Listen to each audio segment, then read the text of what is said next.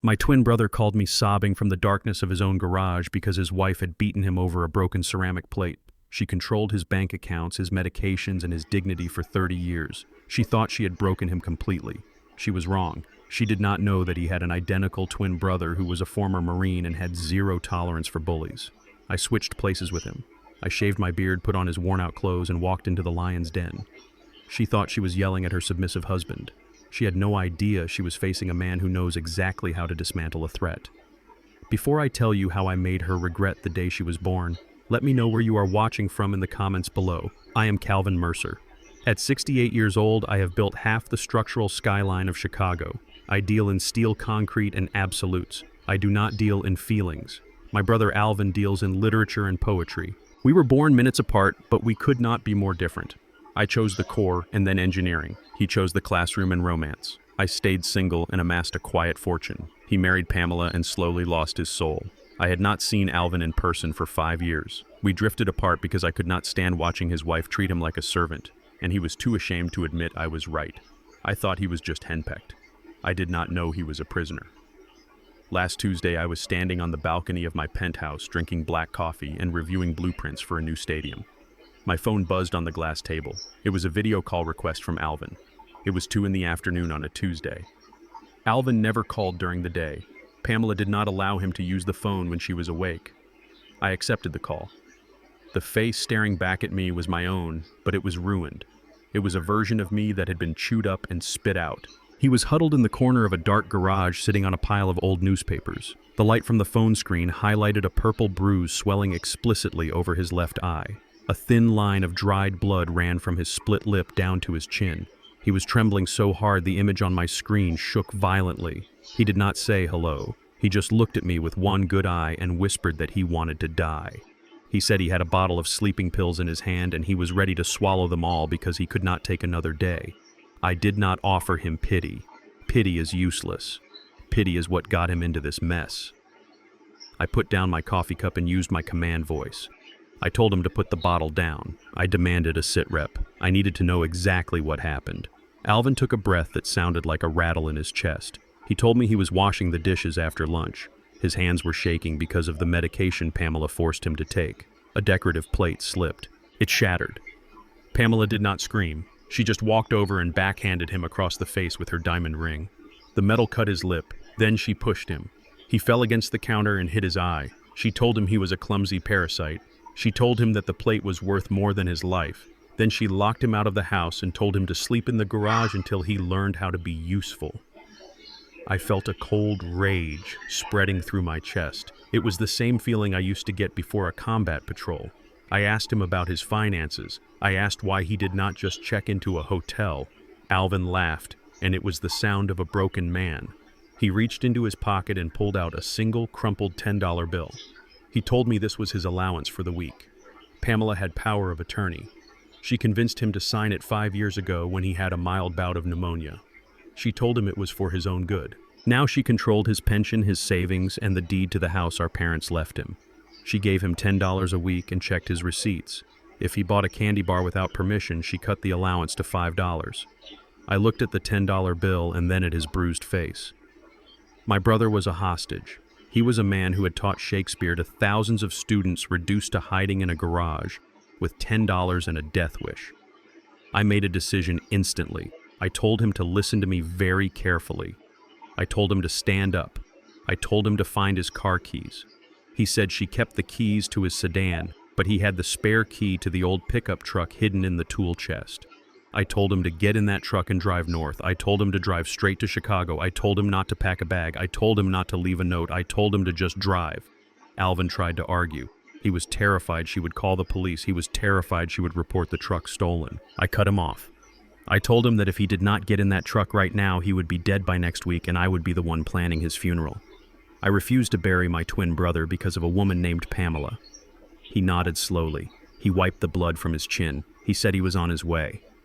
I stayed on the line with him until he started the engine. I listened as he backed out of the garage. I waited until he was on the interstate before I hung up. Then I called my assistant and told her to clear my schedule for the next month. I told her I had a family emergency. Alvin arrived in Chicago 14 hours later.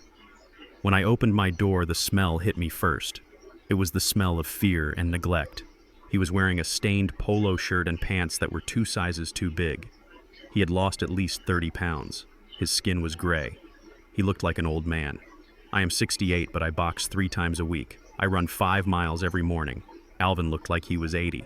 He stood in my foyer, clutching that $10 bill like it was a lifeline. He looked at my marble floors and my leather furniture, and he started to cry again.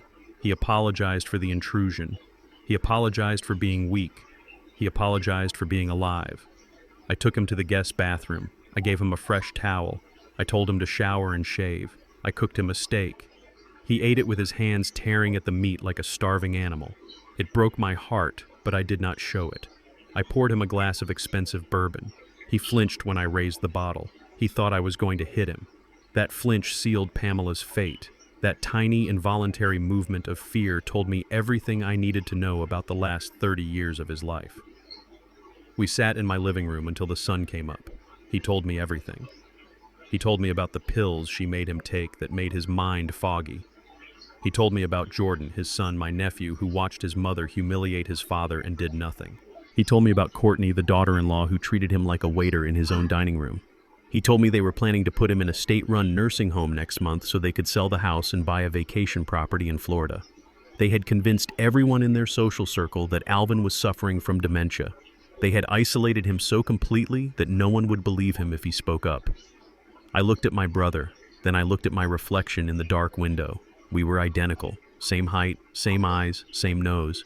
If I slumped my shoulders and put on his glasses, I was him. If he stood up straight and put on my suit, he was me. The plan formed in my mind with the precision of a structural drawing. Legal action would take too long. A lawsuit would alert them. They would hide the assets. They would claim he was mentally incompetent. They would win. The law is slow, but justice needs to be fast. I stood up. I walked over to the mirror. I took off my Rolex. I took off my tailored jacket. I unbuttoned my shirt. I told Alvin to stand up. I told him to take off his clothes. He looked confused. He asked me what I was doing. I told him we were going to play a game. I told him he was going to stay here in my penthouse. He was going to eat my food, sleep in my bed, and recover. I would hire the best doctors to document his injuries. I would hire the best forensic accountants to trace the money, but I would not be here to oversee it. Alvin asked where I was going. I picked up his stained polo shirt from the floor.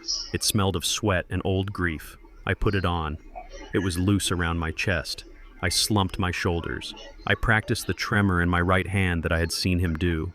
I looked at him and spoke in his soft, trembling voice. I told him I was going home to Pamela. I told him I was going to Atlanta. Alvin grabbed my arm. He was terrified. He said she would know. He said she would kill me. He said I did not know what she was capable of. I removed his hand gently but firmly. I looked him in the eye. I told him that Pamela relies on his fear. She relies on the fact that he will never fight back. She relies on 30 years of conditioning. She is expecting a sheep to walk back through that door. She is not expecting a wolf. I went to the bathroom and shaved off my signature goatee. I looked at myself in the mirror. Without the beard, with the bruised posture, I was Alvin. I practiced the flinch. I practiced the downward gaze. It was perfect. I came back out and handed Alvin my credit card. I told him to buy whatever he wanted. I told him to rest. Then I took his truck keys. I took the $10 bill. I put it in my pocket. That $10 bill was going to be the evidence that brought her down. I drove his battered pickup truck south. The drive gave me time to think. I memorized the names he gave me: Pamela, Jordan, Courtney, the neighbors, the doctor who prescribed the pills. I was not just going undercover. I was going to war. I was an engineer. I knew that if you want to bring down a building, you do not hit it with a wrecking ball from the outside. You plant explosives at the structural columns in the basement. You detonate it from within. Pamela had built her empire on my brother's back. I was going to be the structural failure she never saw coming. I pulled into the driveway of his house in Atlanta just as the sun was setting. It was a large, ostentatious house with manicured hedges and a fountain that looked like it cost more than my first car. I saw the lights on inside. I saw a shadow move across the window. I gripped the steering wheel. My hands were not shaking. My heart was steady. I was a Marine. I had cleared insurgent strongholds in the desert. I had negotiated multi-million-dollar contracts with corrupt city officials. I was not afraid of a 65-year-old woman in a floral dress. I turned off the engine. I grabbed the small bag of clothes I had packed Alvin's clothes. I walked up the driveway. I made sure to drag my feet. I made sure to hunch my back. I reached for the door handle. It was unlocked. I took a deep breath, suppressing the alpha energy that had defined my life for 40 years. I let the persona of the beaten husband wash over me. I opened the door and stepped into the foyer. Pamela was standing there. She was holding a glass of wine. She looked at me with pure disgust. She did not ask where I had been. She did not ask if I was hurt. She just rolled her eyes and turned her back on me. She told me I was late.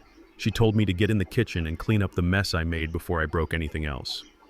She threw an apron at me. It hit me in the chest and fell to the floor. I looked at the apron. Then I looked at the back of her head. I picked up the apron. I did not say a word. I walked toward the kitchen. The game had begun. She thought she had won because I came back. She did not know that the man walking into her kitchen was already calculating exactly how to destroy her. I tied the apron strings. I was inside, and the demolition was about to start. The engine of the rusted pickup truck ticked as it cooled down in the driveway. I sat behind the wheel for a moment and stared at the house. It was a sprawling colonial structure with white pillars and perfectly manicured boxwood hedges. To the outside world, this was the residence of a respectable retired couple.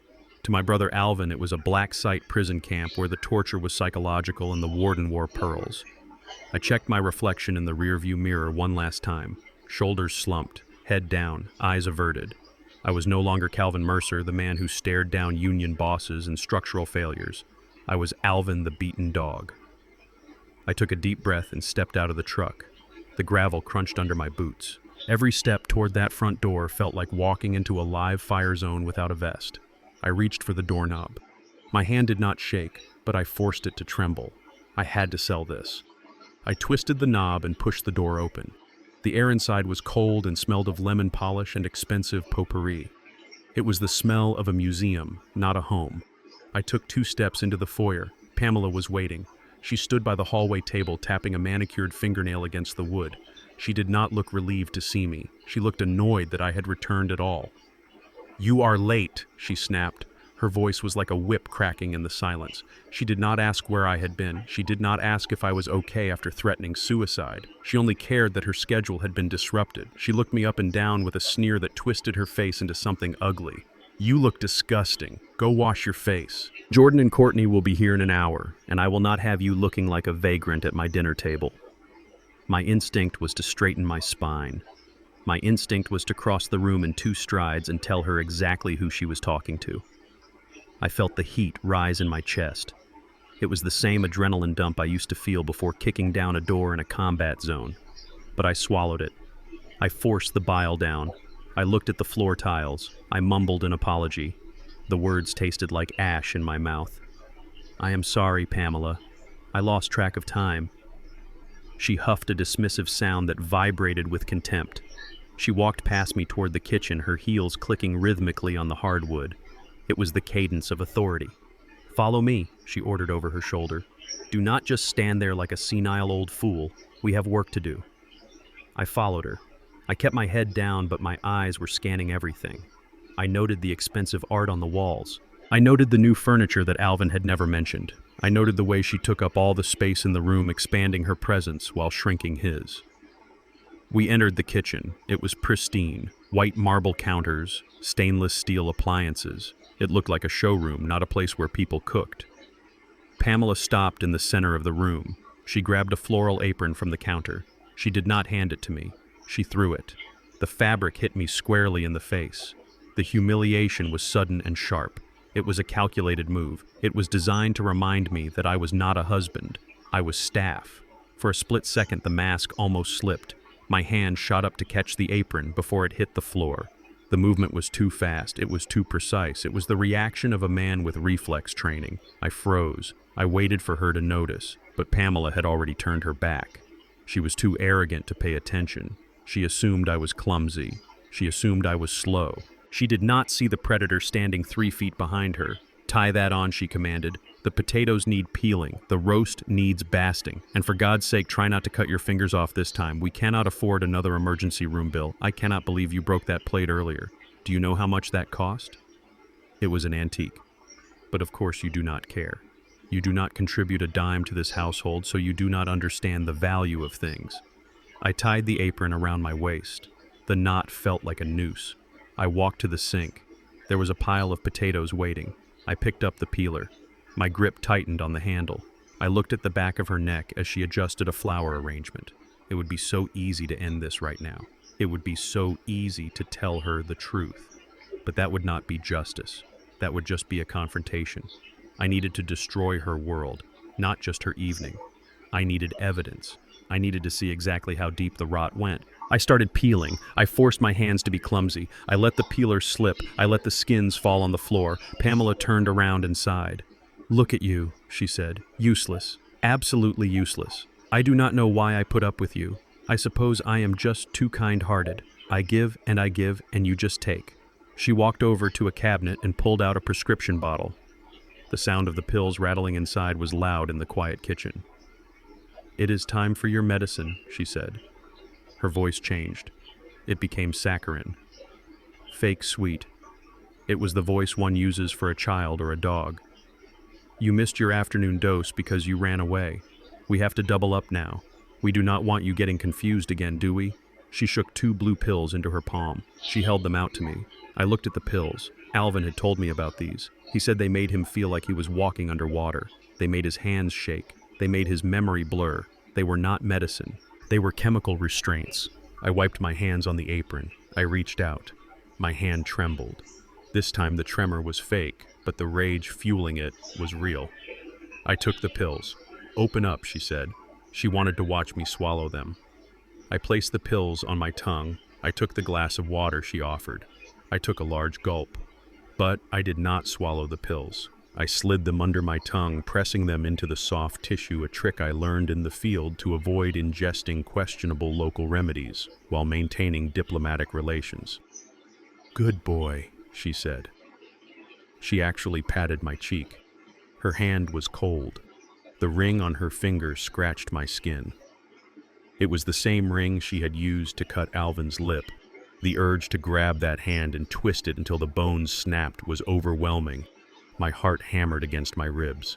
I turned back to the sink quickly so she would not see the fire in my eyes. "Now finish the potatoes," she said. "Jordan and Courtney will be here soon." "Courtney is bringing her mother. I want everything perfect. Do not speak unless spoken to. Do not tell your boring stories. No one wants to hear about your old students or your poetry. Just sit there and eat and try not to drool." I nodded. I kept peeling. The water from the tap ran cold over my hands.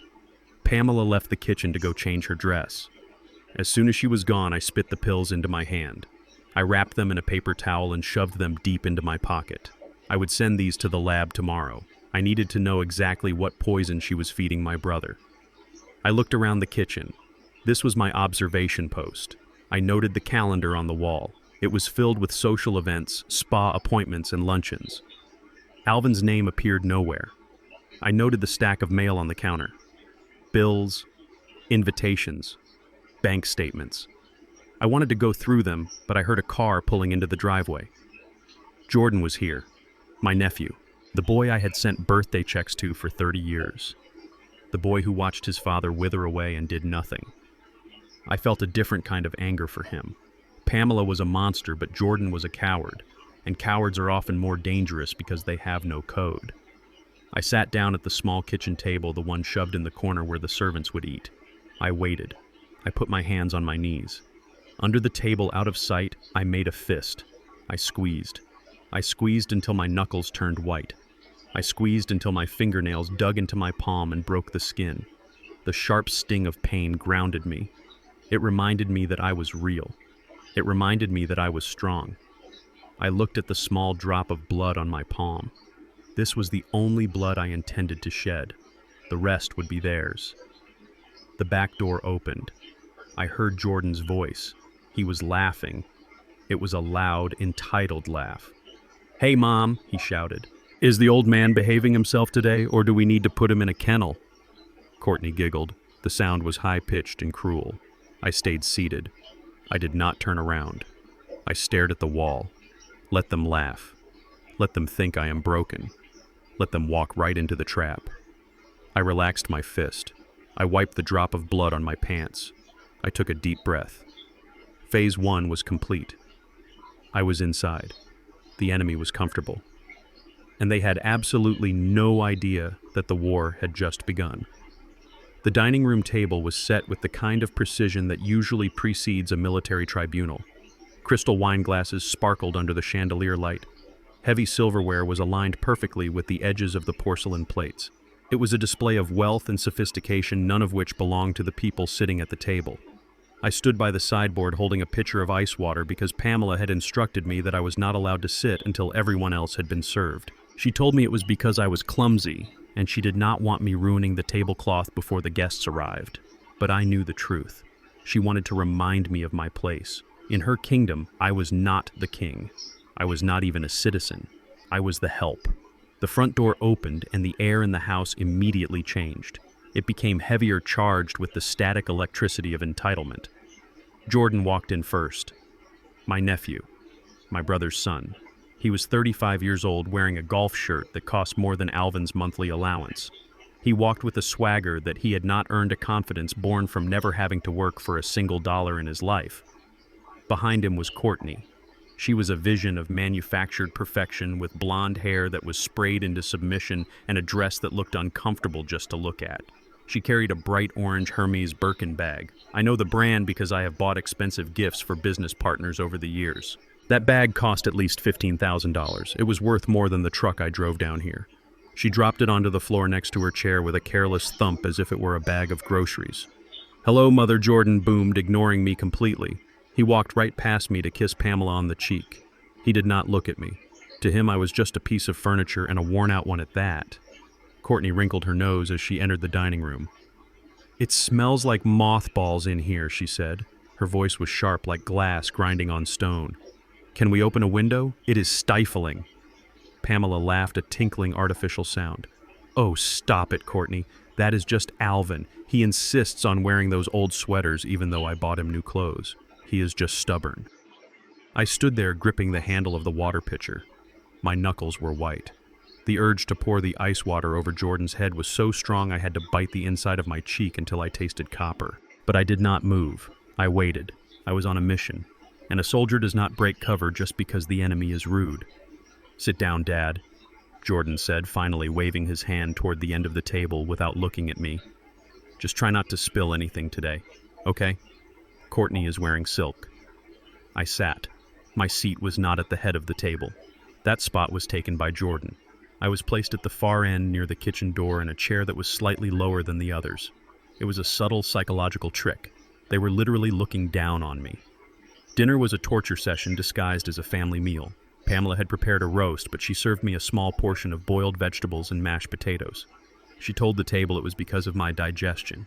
She said my system could not handle rich food anymore. I watched Jordan cut into a thick slice of prime rib, the juice running onto his plate. I watched him devour the food that Alvin's pension had paid for. "So," Jordan said, chewing with his mouth open, "I have a new investment opportunity. It is a tech startup, crypto mining in the cloud. I need $50,000 to get in on the ground floor. It is a sure thing." Pamela smiled at him, her eyes shining with adoration. "That sounds wonderful, darling. You are so smart with money, just like your grandfather." I almost choked on my water. My father, their grandfather, was a man who saved every penny and invested in solid real estate. He would have looked at Jordan and laughed him out of the room. Jordan was not smart with money. He was a gambler who used business buzzwords to hide his incompetence. "We can pull the money from the emergency fund," Pamela continued. "I will sign the transfer tomorrow."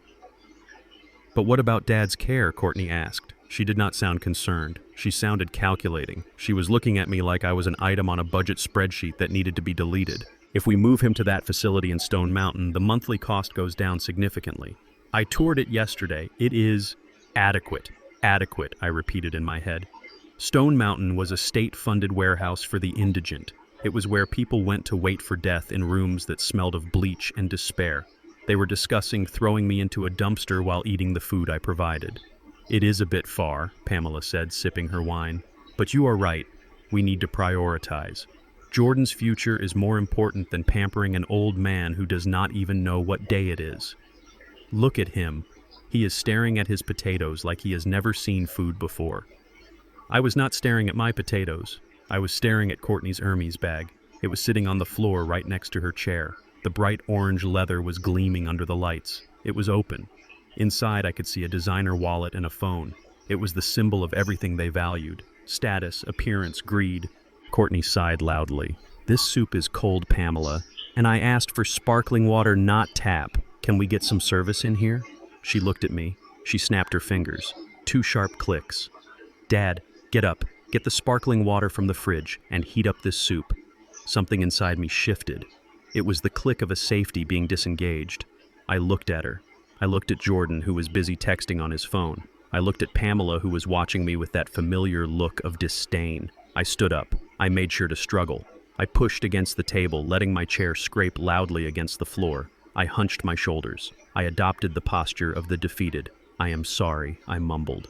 My voice was a rasp. "I will get it." I picked up the large tureen of tomato bisque from the center of the table. It was heavy. It was still steaming hot. Pamela had placed it there for second helpings. I held it with both hands. I started to shuffle toward Courtney. "Careful," Pamela warned. "Watch where you are going." I reached Courtney's chair. I was standing right behind her. The Hermes bag was directly beneath my left hand. I looked at the back of her head. I looked at the expensive silk of her dress. I allowed the tremor to start. It began in my fingertips, a subtle vibration that I had practiced in the mirror for hours. I let it travel up my arms. I let the heavy ceramic bowl shake. "Whoa, watch it," Jordan said, looking up from his phone. It happened in slow motion. I pretended to stumble. My foot caught on the leg of Courtney's chair. I lurched forward. I released my grip on the left side of the tureen. Gravity took over. The bowl tipped. A waterfall of thick, red-hot tomato bisque poured out. It did not hit Courtney. That would have been assault. It hit the floor, directly into the open mouth of the $20,000 Hermes Birkin bag. The sound was a wet, heavy splash. The soup filled the bag like a bucket. It overflowed, coating the orange leather in a thick, oily red sludge. It splattered onto Courtney's shoes. For 3 seconds, there was absolute silence. Then the screaming started. Courtney shrieked like a banshee. She jumped up, knocking her chair over. "My bag! My bag! You stupid old man! You ruined my bag!" She dove for the bag, plunging her hands into the hot soup to retrieve her phone. Her hands came up covered in red slime. She looked at me with eyes that wanted to kill. Jordan stood up, his face purple. "Are you crazy? Are you blind? That bag cost more than your life." Pamela was on her feet, grabbing napkins, trying to blot the soup that was soaking into the Persian rug. "You idiot! You clumsy, useless idiot! I told you not to touch anything." I stood there, clutching the empty tureen. I let my jaw hang open. I made my eyes wide with fake terror. "I am sorry," I stammered. I tripped. My hands, they just let go. "Get out of my sight!" Courtney screamed. She was crying now, actual tears over a leather accessory. "Get him out of here before I strangle him." "Go to the garage," Pamela yelled. "Go, and do not come back in until I tell you." I backed away. I kept my head down. I looked terrified. But as I turned toward the kitchen door, I allowed myself a single small smile that they could not see. The dinner was ruined. The mood was destroyed. The financial loss was significant. But more importantly, I had seen something crucial. When the soup hit the bag, Courtney didn't check on her husband. Jordan didn't check on his mother. They all scrambled for the money. They were not a family. They were a corporation of greed, and I had just caused a market crash. I walked into the kitchen and put the tureen in the sink. I could still hear Courtney screaming in the dining room. I grabbed a piece of bread from the counter and a bottle of water. Then I opened the door to the garage. It was cold in the garage, but I did not feel it. I felt the warmth of victory. I sat down on the cot Alvin slept on. I took a bite of the bread. It tasted better than the prime rib they were eating. I pulled my phone out of my pocket. I opened the app connected to the hidden cameras I had installed that morning. I watched the feed from the dining room. They were still arguing. Courtney was wiping her bag, sobbing that it was ruined forever. Jordan was yelling at Pamela for letting me live in the house. And then I heard it. The sentence that changed the mission from a rescue to an execution. Jordan slammed his hand on the table. "We cannot wait until next month, Mom. We need to get rid of him now. If he ruins one more deal or breaks one more thing, I am done. We need to declare him incompetent by Friday." I know a judge who owes me a favor. We can bypass the medical exam if we pay him enough. Pamela nodded. She looked at the red stain on the rug. Do it, she said. Get the papers ready. I will drug his tea heavily on Thursday night. He won't even know what he is signing. I turned off the phone screen. The darkness of the garage wrapped around me. Friday. They were going to make their move on Friday. Today was Tuesday. I had 3 days. I finished my bread. I stood up and walked over to Alvin's workbench. I picked up a heavy wrench and weighed it in my hand. Not for violence, for building. I was an engineer, and I had 3 days to construct a trap that they would never be able to escape. You want to declare war on Friday? I whispered to the empty garage. Fine, but you should have checked the enemy's resume first. I lay down on the cot and closed my eyes. I slept like a baby, because on Friday the Mercer family was going to have a reckoning, and I was going to be the judge, jury, and executioner. Wednesday morning began with the ritual of poverty. I stood in the kitchen wearing my brother's frayed cardigan, waiting for my allowance like a child waiting for lunch money. Pamela sat at the granite island reviewing the credit card statement with a gold pen. She looked up at me over the rim of her reading glasses.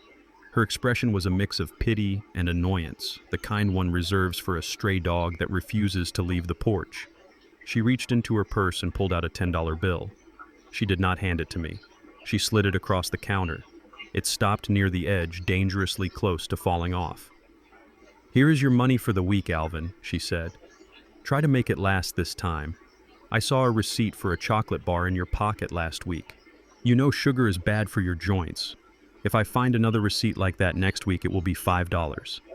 I looked at the bill, $10. A grown man, a retired educator who had worked for 40 years, was being given $10 to survive a week in a city where a cup of coffee cost $4. I looked at the credit card statement she was marking up. Even upside down, I could read the numbers. I have been reading blueprints and balance sheets since before she was born. I saw a charge for $2,000 at a pro shop. I pointed a shaking finger at the statement. What is that? I asked, keeping my voice weak and raspy. Pamela snatched the paper away. That is none of your business. But if you must know, Jordan needed new clubs. He is networking with important clients. He is building a future, something you never did. Jordan walked in at that moment, spinning a set of car keys on his finger. Thanks for the clubs, Mom, he said. He grabbed an apple from the bowl and took a bite. He looked at me and winked. Don't spend that $10 all in one place, Dad. Maybe you can buy a clue with it. They both laughed. It was a casual cruelty that made my blood run cold. I picked up the $10 bill. I folded it neatly. I placed it in my pocket. I did not say thank you. I turned and walked to the garage. I got into the truck and drove straight to the bank. It was the main branch of First National, the bank where my parents had opened their accounts 50 years ago. The bank where Alvin's life savings were supposed to be secure. I parked the truck and sat for a moment. I needed to switch gears. Inside that house, I was the victim. But in the financial world, I was a predator. I checked my reflection. I looked old and tired, but my eyes were sharp. I was about to walk into a building designed to intimidate people, and I was going to turn it into my personal command center. I walked into the lobby. The air conditioning was freezing. The marble floors echoed with the sound of my cheap shoes. I approached the teller counter. The young woman behind the glass looked at my clothes, then at my face. She sighed. Can I help you, sir? She asked. She spoke loudly and slowly, articulating every syllable as if I were deaf or stupid. Do you have an account with us? I leaned against the counter. I need to see the branch manager, I said. My voice was low but steady. She blinked. Mr. Henderson is very busy, sir. If you want to make a withdrawal, I can help you here. Do you have your ID? I need to see Mr. Henderson, I repeated. Tell him Alvin Mercer is here. Tell him I have questions about the wire transfer authorization protocols on my joint account. The teller paused. She looked confused. She had expected me to ask for my balance or try to cash a Social Security check. She had not expected me to use technical banking terminology. She picked up the phone. She whispered something, looking at me nervously. A moment later, she hung up. Mr. Henderson will see you briefly, she said. Third door on the left. I walked to the office. The door was open. Mr. Henderson was a man in his 40s with a cheap suit and a nervous smile. He stood up as I entered. He did not offer to shake my hand. He pointed to the chair opposite his desk. Alvin, good to see you, he said. His tone was condescending. Pamela called me last week. She said you might be coming by. She said you have been having some episodes, confusion about your money. I sat down. I did not slump. I sat with the posture of a man who owns the building. I looked at the nameplate on his desk. Robert Henderson. Close the door. Robert, I said. He froze. It was the tone. It was the command voice I used on construction sites when a foreman was cutting corners. He looked at me puzzled. He walked over and closed the door. Now, Robert, I said, leaning forward, let us cut the act. I know Pamela has power of attorney. I know she told you I am mentally incompetent. I know you have been approving transfers from my primary savings into an offshore LLC registered in the Cayman Islands under Jordan's name. Henderson turned pale. He sat down heavily. I don't know what you are talking about, Alvin. Everything is legal. Pamela handles your affairs because... Stop, I interrupted. I pulled a folded piece of paper from my pocket. It was not the $10 bill. It was a list I had compiled from the documents I found in the trash and the snippets I heard on the phone. Regulation E of the Electronic Fund Transfer Act requires a dual signature for any transfer exceeding $10,000 from a joint account where one party has been flagged as vulnerable, I said. I recited the banking code from memory. I saw no second signature on the transfer dated October 14th. I saw no second signature on the transfer dated November 2nd. Henderson started to sweat. He loosened his tie.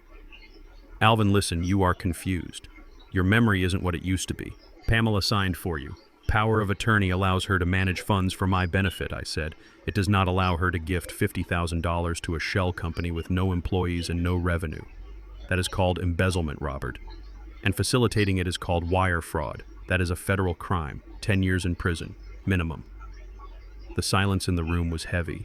The air conditioner hummed, but Henderson was sweating profusely. He looked at the phone. He was thinking about calling security. He was thinking about calling Pamela. I would not do that, I said, reading his mind. If you pick up that phone, I will walk out of here and go straight to the FBI field office. I will ask for a forensic audit of this entire branch. And Robert, we both know they will find more than just my account, won't they? A man who breaks the rules once usually breaks them a dozen times. Henderson took his hand off the phone. He looked at me. He was terrified. He was no longer looking at a senile old man. He was looking at a ruin. What do you want, Alvin? He whispered. I want access, I said. I want you to open a safe deposit box for me. Right now, in my name only. No power of attorney attached. No notification to Pamela. And I want you to print out the full transaction history of my accounts for the last 5 years.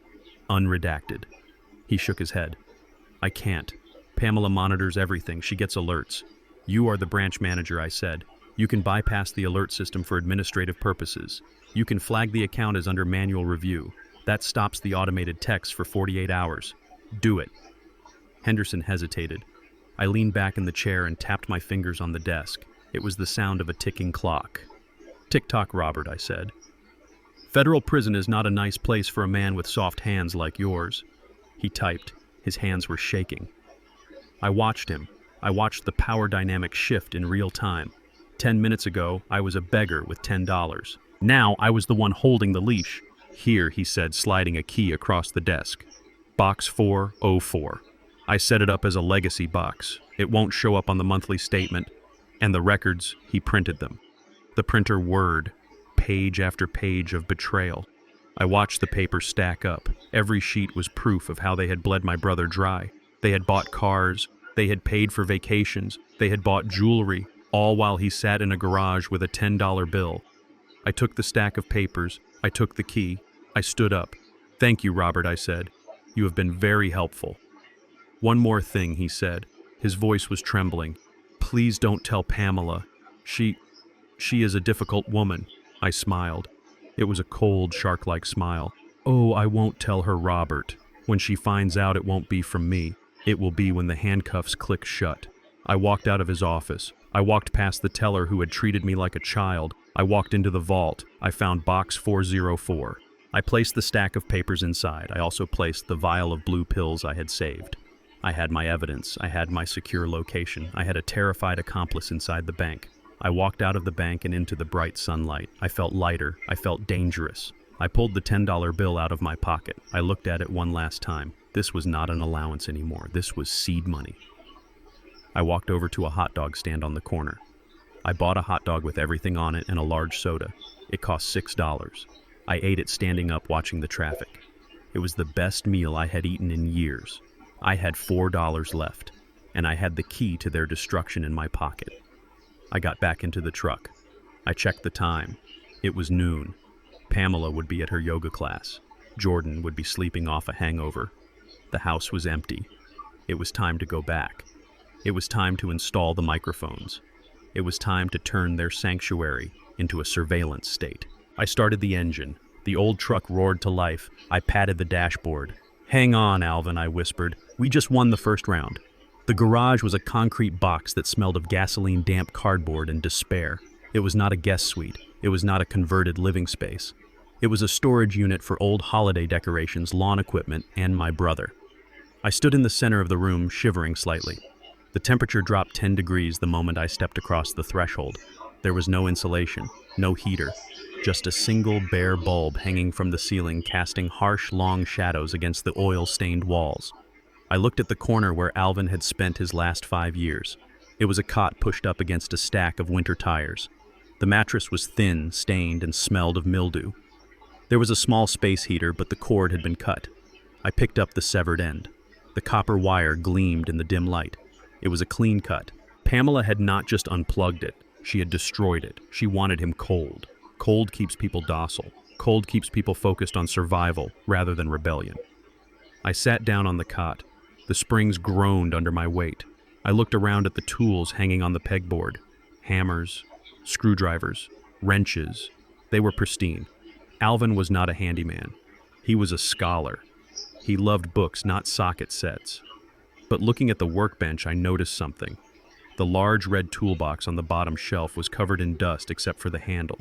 The handle was clean. Someone had been touching it recently. I walked over and knelt down.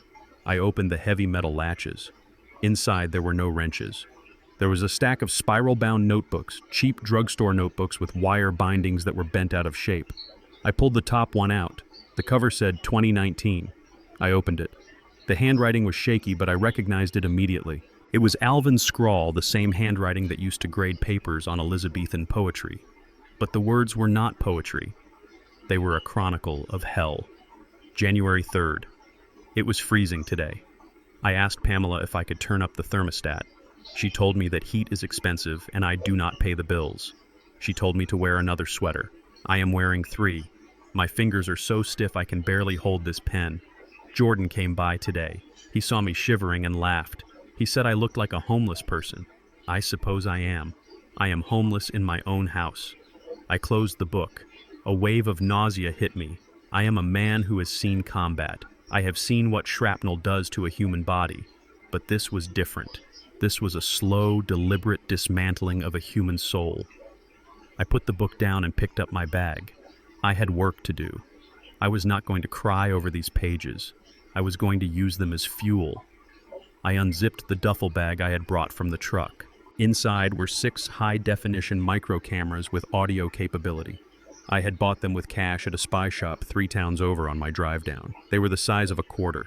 They had a battery life of 6 months and uploaded directly to a secure cloud server. I took the first camera and a cordless drill. I walked out of the garage and slipped back into the main house through the side door. The house was quiet. Pamela was still at yoga. I moved to the kitchen. This was the battlefield where she used food as a weapon. I climbed up onto the counter. I drilled a tiny hole in the crown molding above the refrigerator. It was invisible from the floor. I inserted the camera lens. I secured it with industrial adhesive. As the glue dried, I thought about the entry I had read from March 15th. I was so hungry today. Pamela put a lock on the pantry door. She said I was snacking too much and getting fat. I am not fat. I have lost 20 pounds. I tried to eat an apple from the bowl on the counter, but she slapped it out of my hand. She said the fruit is for display, not for eating. I waited until they went to sleep and drank tap water until my stomach stopped growling. I tightened the screw on the camera mount. Now I would see everything. I would see every time she denied him food. I would see every time she locked that pantry. And the world would see it too. I moved to the living room. This was Jordan's domain. The massive flat-screen TV, the leather recliners, the wet bar. I placed a camera inside the ventilation vent, angling it perfectly to capture the entire seating area. I remembered the entry from July 4th, Independence Day. Everyone was outside having a barbecue. I could smell the burgers, I could hear the music. Jordan told his friends that I was sick and contagious, so I could not come out. He told them I had a senile aggression problem. I watched from the garage window. I saw them eating on the deck my father built. I saw Courtney throwing leftovers into the trash. Good steak, whole corn cobs. I would have eaten them out of the garbage if I had the chance. I felt a cold fury settle in my chest. It was a sharp, focused anger. I synced the living room camera to my phone. The image was crystal clear, 4K resolution of their greed. I could see the dust on the mantelpiece. I could see the labels on the expensive scotch bottles. I moved upstairs. The master bedroom. The door was closed but not locked. I pushed it open. The smell of Pamela's perfume was overpowering, lavender and cruelty. I walked to the bedside table. I placed a listening device behind the heavy oak headboard. I placed a camera inside the smoke detector on the ceiling. I thought about the entry from September 22nd, our anniversary, 30 years. I bought her a card with the money I saved by skipping lunch for a month. I wrote a poem inside. I thought maybe, just maybe, she would remember the girl she used to be. She opened it, laughed, and tossed it into the fireplace. She said poetry does not pay the mortgage. She said I was pathetic. Then she made me sleep on the floor because she said I smelled like old age. I finished the installation. 6 cameras, 4 microphones.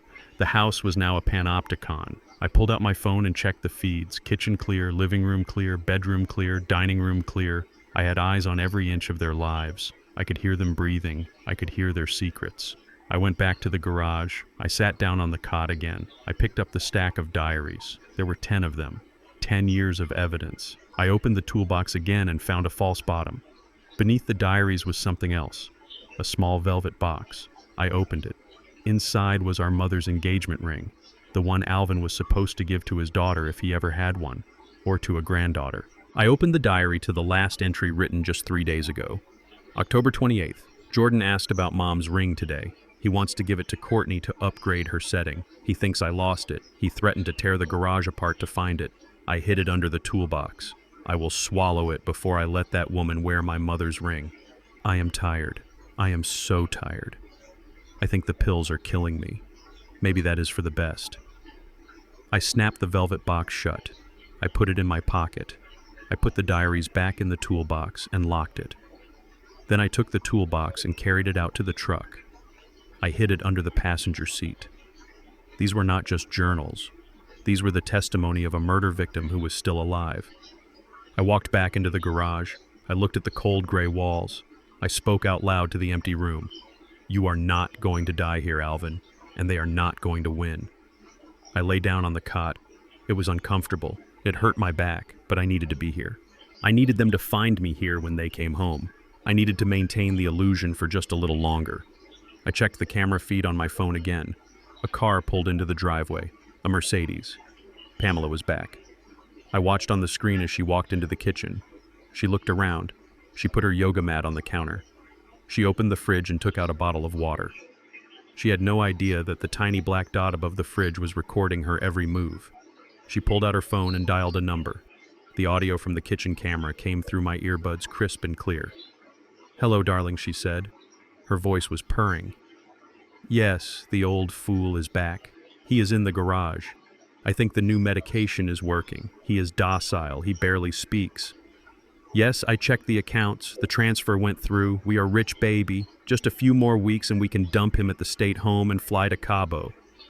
I lay in the dark garage listening to her plan her own demise. She was talking to her lover. She was confessing to embezzlement. She was conspiring to abandon a vulnerable adult.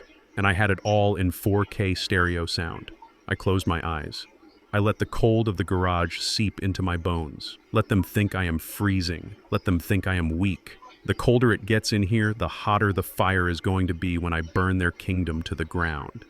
Tonight for dinner, she would probably give me leftovers. She would probably yell at me. She might even hit me again. I welcomed it.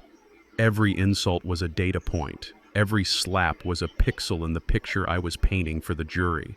I rolled over on the thin mattress and pulled the scratchy blanket up to my chin. I was not Calvin Mercer, the billionaire engineer. I was Alvin Mercer, the prisoner. But unlike Alvin, I had the key to the cell. And on Friday, at the anniversary party, I was going to unlock the door and let the monster out. But the monster would not be me. The monster would be the truth. And it was going to eat them alive. The bottle rattled in Pamela's hand. It was a distinctive sound. It was the sound of a jailer locking a cell door. It was Thursday night. The kitchen was dim lit only by the under-cabinet lights that cast a clinical glow on the granite countertops. I sat at the small table in the corner, my hands resting on my knees, waiting for the ritual. Pamela stood by the sink, filling a glass with tap water. She did not use the filtered water from the fridge for me. That was for the family. Tap water was for the dog and for Alvin. She walked over to me, her heels clicking on the tile. In her palm lay 2 blue pills. They were small, oval, and innocuous looking. To the untrained eye, they looked like allergy medication or a mild pain reliever, but I knew better. I'd spent the afternoon researching the imprint code on the side of the pills I had saved from yesterday. They were a high-dose antipsychotic medication used to treat severe schizophrenia and mania. The side effects for a healthy person included confusion, memory loss, tremors, muscle rigidity, and sedation. She was not just drugging my brother. She was chemically lobotomizing him. She was erasing his personality 1 milligram at a time so she could manage him like a piece of livestock. "Here we go, Alvin," she said. Her voice was dripping with fake concern. "It is time for your vitamins. You know how grumpy you get when you miss a dose. We want you to sleep well tonight. Jordan is bringing a business partner over for breakfast tomorrow, and I do not want you wandering around looking like a ghost." I looked at the pills in her open palm. I looked at her face. She was smiling, but her eyes were cold. It was the face of a woman who had convinced herself that her cruelty was actually mercy. She truly believed she was doing what was necessary to maintain her lifestyle. I reached out with a trembling hand. I had perfected the tremor now. It was a rhythmic shaking of the wrist that made it difficult to grasp small objects. I fumbled with the pills. One of them slipped from my fingers and fell onto the table. "Oops," I mumbled. My voice was thick, imitating the slurred speech she expected. "Clumsy," she hissed. She picked up the pill and shoved it back into my hand. "Just put them in your mouth. Do I have to feed you like a baby?" I put the pills in my mouth. I lifted the glass of lukewarm tap water to my lips. I took a large gulp. I tilted my head back. I made a swallowing motion. I let out a soft exhale as if the water had washed them down. "Open," she commanded. I opened my mouth. I lifted my tongue. The pills were gone. "Good," she said. She patted my shoulder. It was a touch that made my skin crawl. "Now go to the garage, go to sleep, and do not make a sound until I come get you in the morning." I shuffled out of the kitchen. I kept my head down. I dragged my feet, but the moment the door to the garage clicked shut behind me, I straightened up.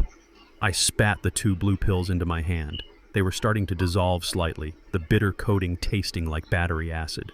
I wiped my tongue on my sleeve. I wrapped the pills in a tissue and shoved them into a hollow space inside the wall frame where I had hidden the others.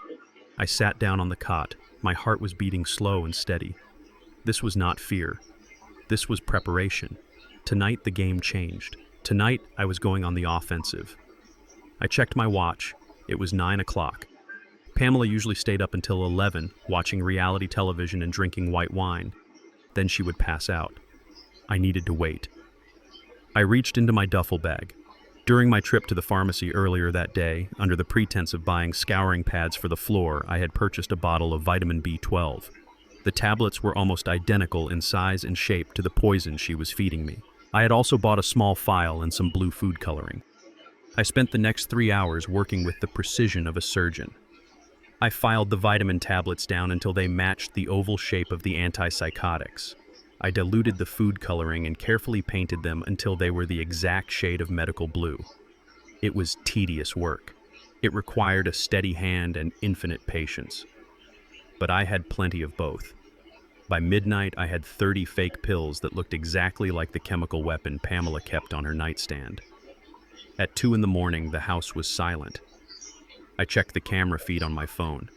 The living room was empty. The kitchen was dark. The camera in the master bedroom showed Pamela asleep. She was lying on her back, mouth open, snoring softly. The bottle of pills was sitting on the nightstand right next to her phone and a half-empty glass of wine. I stood up. I took off my shoes. I moved in my socks. I opened the garage door. It squeaked slightly. I froze. I waited. 10 seconds. 20 seconds. No movement from the house. I slipped into the kitchen. The air was cool. The refrigerator hummed. I moved through the shadows, avoiding the patches of moonlight that spilled through the windows. I knew where every creaky floorboard was. I had mapped them out during the day while I was cleaning. I stepped over the third board in the hallway. I skirted the edge of the rug where the floor was uneven. I reached the bottom of the stairs. This was the most dangerous part. The staircase was old wood. It groaned if you looked at it wrong. I stuck to the extreme edges of the steps where the wood was supported by the stringers. I moved one step at a time. Weight on the ball of the foot. Roll to the heel. Silence. I reached the top of the landing. The door to the master bedroom was ajar. I could hear the rhythmic sound of her snoring. It was a grating, wet sound. I crept toward the door. I pushed it open another inch. The hinges were well oiled. At least she maintained the house, even if she neglected her husband. I slipped inside the room. The smell of stale wine and heavy perfume hung in the air. I held my breath. I moved toward the nightstand. I was 3 feet away from the woman who had enslaved my brother. If she woke up now, if she saw me standing over her in the dark, the game would be over. She would scream, she would call the police, she would claim I was attacking her. I reached the nightstand. My hand hovered over the orange prescription bottle. I looked at her face. In sleep, she looked almost peaceful. It was a lie. Even her dreams were probably filled with avarice. I picked up the bottle. I did not make a sound. I unscrewed the cap. I poured the real pills into my left hand. I poured the fake pills from my pocket into the bottle. Then she moved. Pamela shifted. She let out a snort. She turned her head. Her eyes fluttered. I froze. I became a statue. I did not breathe. I did not blink. I lowered my center of gravity, ready to spring if needed. She mumbled something unintelligible, something about a reservation. Then she settled back into the pillow. Her breathing deepened again. I exhaled slowly through my nose. I screwed the cap back onto the bottle. I placed it exactly where it had been, aligning it with the water ring on the wood. I shoved the real pills into my pocket. I turned to leave, but then I saw it. Her phone was lighting up. A text message had just come in. I leaned closer. I read the notification on the screen. It was from Jordan. Spoke to the judge. He is ready for Friday. Make sure the old man is totally out of it. We need him drooling when he signs. I stared at the message. The confirmation. They were not just going to declare him incompetent. They were going to parade him in front of a corrupt judge while he was drugged out of his mind. I wanted to smash the phone. I wanted to wake her up and force-feed her the entire bottle of real pills. I wanted her to feel the confusion and the terror she had inflicted on Alvin. But I was a professional. Revenge is a dish best served cold, and I was going to serve it frozen. I backed out of the room. I navigated the hallway. I descended the stairs. I returned to the garage. When the door latched behind me, I let out a breath I felt like I had been holding for an hour. I sat down on the cot. I looked at the handful of real pills in my hand. I walked over to the utility sink in the corner of the garage. I did not flush them. That would leave a trace. I crushed them into a fine powder. I mixed the powder with some old paint thinner I found on the shelf. I poured the toxic sludge into a container to dispose of later. I lay down on the mattress. For the first time in days, I felt a genuine smile tug at the corner of my mouth. Tomorrow morning, Pamela would wake up. She would give me the morning dose. She would expect me to be sluggish. She would expect my hands to shake. She would expect my mind to be a fog, but tomorrow the fog was going to lift. The vitamin B12 would kick in. My energy would return. My focus would sharpen. But I would not show it. Not yet. I would play the role of the invalid better than I ever had before. I would let her think the drugs were working. I would let her get confident. Overconfidence is the most dangerous enemy a soldier can face. And Pamela was drunk on it. I closed my eyes. I visualized the vitamin B12 entering my system. I visualized it repairing the damage she had done. I was rebuilding Alvin's body from the inside out right under her nose. Friday was coming. The judge was coming. The anniversary party was coming. And Calvin Mercer was ready. I slept for 3 hours. When I woke up, the sun was streaming through the dirty windows of the garage. I stood up and stretched. My joints felt loose. My head was clear. The door to the kitchen opened. Pamela stood there in her silk robe holding a cup of coffee. "Wake up, zombie," she called out. "Time for your medicine." I shuffled toward her. I hunched my back. I let my jaw hang loose. "Coming, dear," I mumbled. I walked toward her, and for a fleeting second I imagined I was a wolf in sheep's clothing, walking toward a very foolish shepherd. She handed me 2 of my hand-painted vitamins. "Swallow," she said. I threw them back. I drank the water. I swallowed the energy. "Thank you, Pamela," I said. She did not hear the mockery in my voice. She only heard the obedience. She turned away satisfied. "You are welcome," she said. "Now go clean the patio, and try not to fall down." I walked out to the patio. I grabbed the broom. I started to sweep. My movements were strong. My grip was tight. I swept away the leaves, and with every stroke I imagined I was sweeping away her lies. The poison was gone. The clarity had returned. And with clarity came power. The country club was a fortress of limestone and manicured ivy designed to keep reality out. It was Friday afternoon, the day of the annual Founders Luncheon. Pamela had dressed me in one of Alvin's old tweed suits. It smelled of mothballs and defeat. It was a size too big, hanging off my shoulders to emphasize my frailty. She wanted me to look pathetic. She wanted me to be the visual aid for her martyrdom. "Look at poor Pamela," the whispers would say. "She is a saint for taking care of that senile old man." I sat in the passenger seat of the Mercedes as she drove. She was rehearsing her lines for the afternoon. She checked her makeup in the rearview mirror, adjusting a smile that did not reach her eyes. "Now listen to me, Alvin," she said, not looking at me.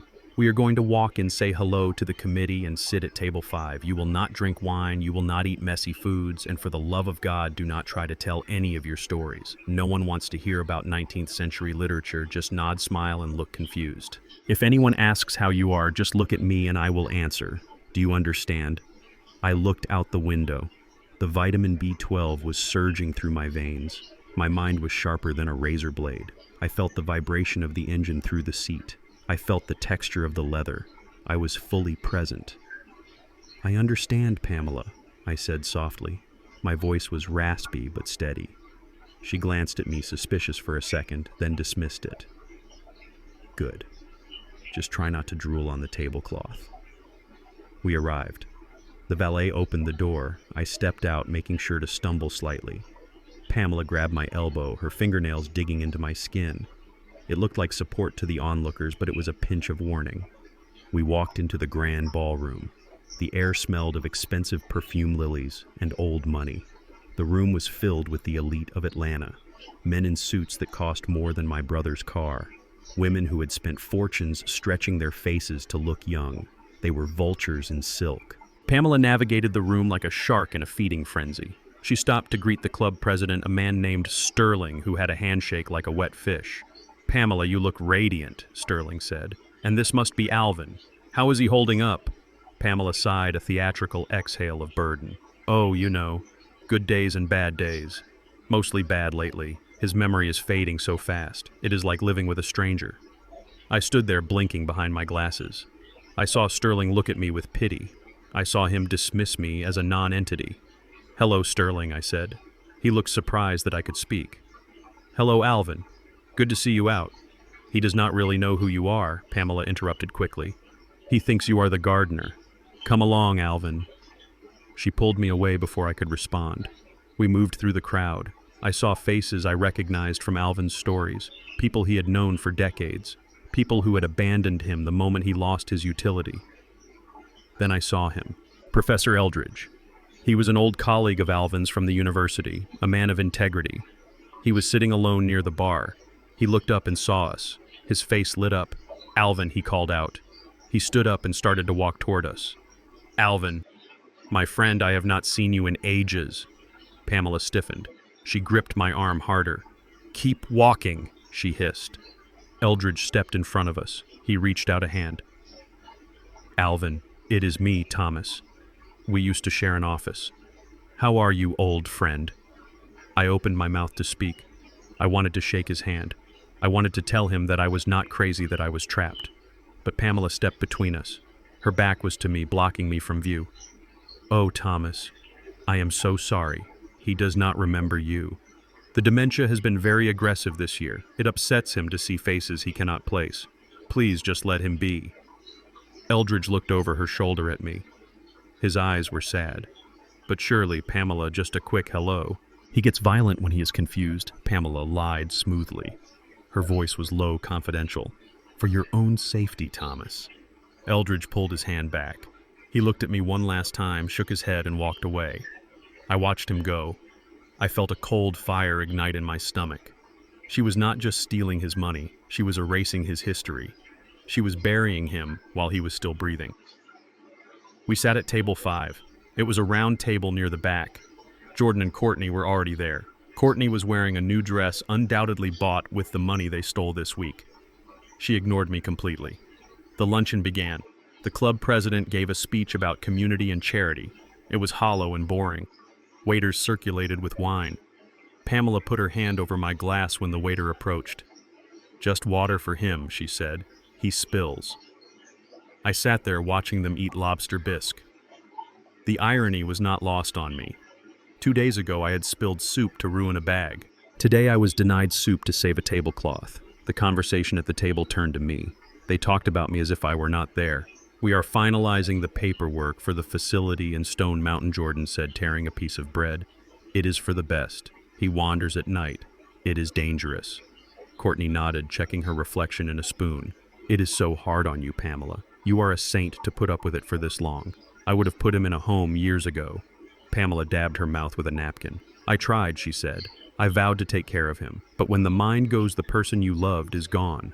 All that is left is a shell, a burdensome shell. The table nodded in sympathy. A woman across from us, a socialite with too much jewelry, looked at me and clucked her tongue. Poor thing. Does he understand anything we are saying? Pamela laughed. Oh no. He is in his own little world, probably thinking about his nursery rhymes. That was it. The line had been crossed. I reached for my water glass. I picked up a spoon. I tapped the glass. Ding, ding, ding. The sound cut through the chatter at the table. Then I tapped louder. Ding, ding, ding. People at the nearby tables turned to look. Pamela grabbed my wrist. Stop that, she hissed. Put the spoon down. I did not put the spoon down. I stood up. My legs were steady. I buttoned the jacket of the ill-fitting suit. I looked around the room. The conversation in the ballroom began to die down. People were staring.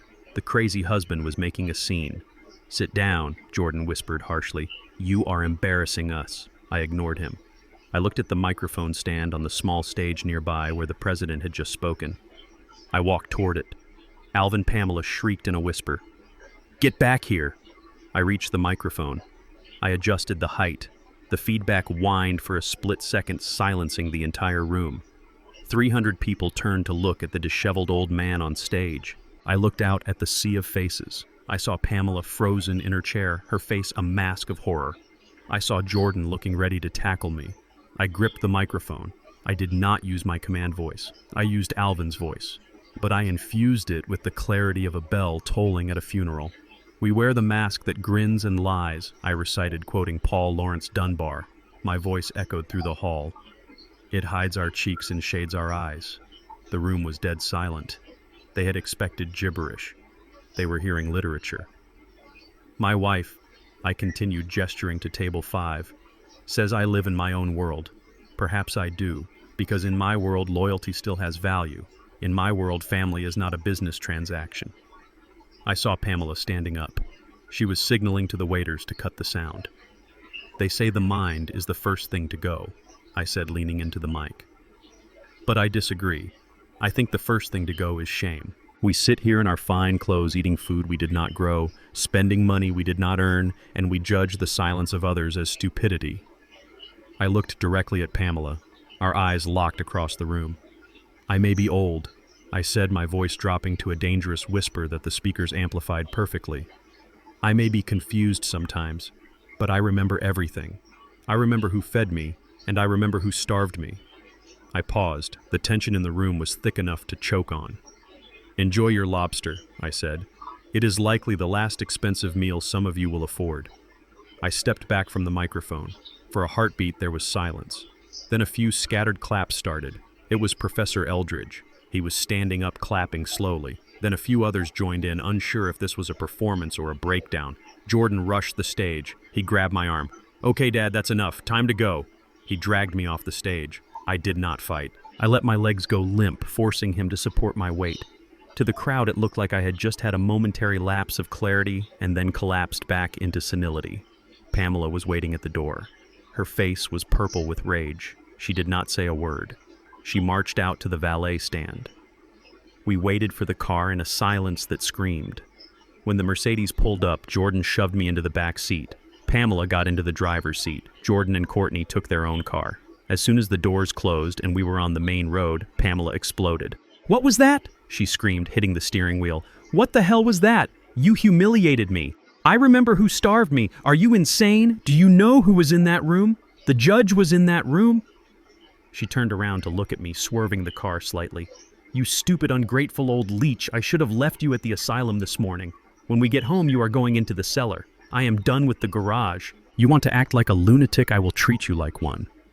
I sat in the back seat. I watched the back of her neck. I watched the tendons strain as she screamed. I leaned forward. I reached out my hand. I placed my hand on her shoulder. "Get off me!" she yelled, trying to shrug me off. My hand moved from her shoulder to the back of her neck. I did not squeeze hard, just enough. I found the pressure point near the base of the skull, the spot that sends a wave of nausea and paralysis down the spine if pressed correctly. I pressed. Pamela gasped. Her hands flew to her neck, but she could not dislodge me. The car slowed down. "Keep your eyes on the road, Pamela," I said. My voice was not Alvin's voice. It was Calvin's. It was deep, guttural, and completely devoid of fear. She froze. She looked in the rearview mirror. She saw my eyes. They were not the cloudy eyes of a confused husband. They were the cold, dead eyes of a stranger. What?" she stammered. "Alvin." I leaned closer to her ear. "You talk too much," I whispered. "And you listen too little. Drive the car. And if you ever raise your voice at me again, I will break your finger. Do you understand?" I released the pressure point. She swerved the car back into the lane. She was hyperventilating. She looked at me in the mirror again, terrified. But I was already leaning back in the seat, looking out the window, my mouth hanging slightly open, my eyes unfocused. "Did we have dessert?" I mumbled in my old shaky voice. "I wanted the pudding." Pamela gripped the steering wheel so hard her knuckles turned white. She did not speak for the rest of the ride. She kept glancing in the mirror, trying to figure out if she had imagined it. Fear. That was the seed I needed to plant. She needed to be afraid. She needed to be off balance. When we got home, she did not put me in the cellar. She did not even yell. She parked the car and ran into the house, locking her bedroom door. I walked slowly to the garage. I sat down on my cot. I checked the camera feed. Pamela was in her room pacing. She was holding a glass of wine with two hands shaking. She called Jordan. He touched me," she whispered into the phone. "He grabbed my neck. Jordan, his grip. It was strong. It was like a steel trap." I smiled. "You are imagining things, Mom." Jordan's voice came through the speaker. "He's a frail old man. You are just stressed about the party. Take a pill and go to sleep. Friday is almost here." "Yes," she whispered. "Friday." I turned off the feed. "Yes, Pamela. Friday is almost here. And you have no idea who is coming to the party." I lay back on the cot. The country club speech was just the trailer. The main event was going to be a blockbuster, and I was the director, the producer, and the star. The house was silent except for the rhythmic swish of a mop against the hardwood floor. It was Saturday afternoon. Pamela was at the salon getting her hair dyed a shade of blonde that did not exist in nature. Jordan was on the golf course losing money he did not have. I was sitting in the library pretending to stare at a blank wall, but in reality, I was watching Maria. Maria was the housekeeper. She was a woman of about 40 with hands roughened by bleach and eyes that were permanently lowered in submission. She had worked for Pamela for 6 years. In that time, I doubt Pamela had ever looked her in the eye or asked about her children. To my sister-in-law, Maria was not a person. She was an appliance that cleaned toilets. I watched Maria wring out the mop. She looked exhausted. I saw her pause and rub her lower back. She looked at the family portrait hanging over the fireplace, the one of Pamela and Jordan smiling like sharks, and for a split second her mask slipped. I saw pure, unadulterated hatred in her eyes. That was the opening I needed. I knew Maria was the weak link in Pamela's security system. She had keys, she knew where things were hidden, but more importantly, she had been humiliated just as much as Alvin. and nothing bonds two people faster than a shared enemy. I waited until she moved into the library to dust the bookshelves. I stood up slowly. I walked over to the heavy oak doors and closed them. I turned the lock. The click echoed in the quiet room. Maria froze. She gripped the feather duster like a weapon. Her eyes went wide with fear. She thought the crazy old man was about to attack her. "Please, Mr. Alvin," she whispered, backing away. "I have to work. Mrs. Pamela will be angry if I am not done." I stopped. I stood up straight. I dropped the hunch in my back. I took off the thick glasses I wore to fake poor eyesight. I looked at her with the clear, sharp gaze of a structural engineer who spots a crack in the foundation. "Maria," I said. My voice was calm, deep, and completely lucid. "I am not going to hurt you, and I am not crazy." She blinked. She looked at my posture. She looked at my eyes. She was confused. The man standing before her was not the trembling invalid she had known for years. I walked over to the desk. I opened the drawer where I had stashed the envelope of cash I had withdrawn from the bank. I pulled out a stack of $100 bills, $5,000. I placed the stack on the leather desk pad. Maria stared at the money. It was probably 4 months of wages for her. "Sit down, Maria," I said. She hesitated, then sat on the edge of the sofa, never taking her eyes off me. "Mrs. Pamela says you are sick in the head," she whispered. "Mrs. Pamela is a liar," I replied. I picked up the money. I walked over and held it out to her. "This is for you. This is a bonus, for being the only person in this house who has treated me with kindness." She did not take it. She shook her head. "If she finds out, she will fire me. She will call immigration." "She will not find out," I said, "because you are not going to tell her. And you are not going to tell her that I am not sick. You are going to help me take her down." Maria looked up at me. The fear was fading, replaced by curiosity. "Why?" she asked. "Why are you pretending?" "Because she is trying to kill me, Maria. She is feeding me poison. She is stealing my money. And she plans to throw me into a state home next week so she can sell this house." I saw the recognition in Maria's face. She knew. She had seen the pills. She had heard the conversations. She had probably found the documents in the trash. She had just been too scared to speak. I pressed the money into her hand. Her fingers closed around it. "I need the blue file," I said. "The one she keeps locked in the bottom drawer of the china cabinet in the dining room. The one she thinks nobody knows about." Maria gasped. "How do you know about that file?" "I know everything, Maria. I know she hides the key in the potted plant by the window. I know she checks it every Sunday night. I need that file tonight," I continued. "I need to photograph the documents inside. And then I need you to put it back exactly how you found it." Maria looked at the money, then at the door. I could see the calculation in her eyes. $5,000 could pay for her son's tuition. It could fix her car. But more than that, this was a chance to strike back at the woman who had belittled her every single day.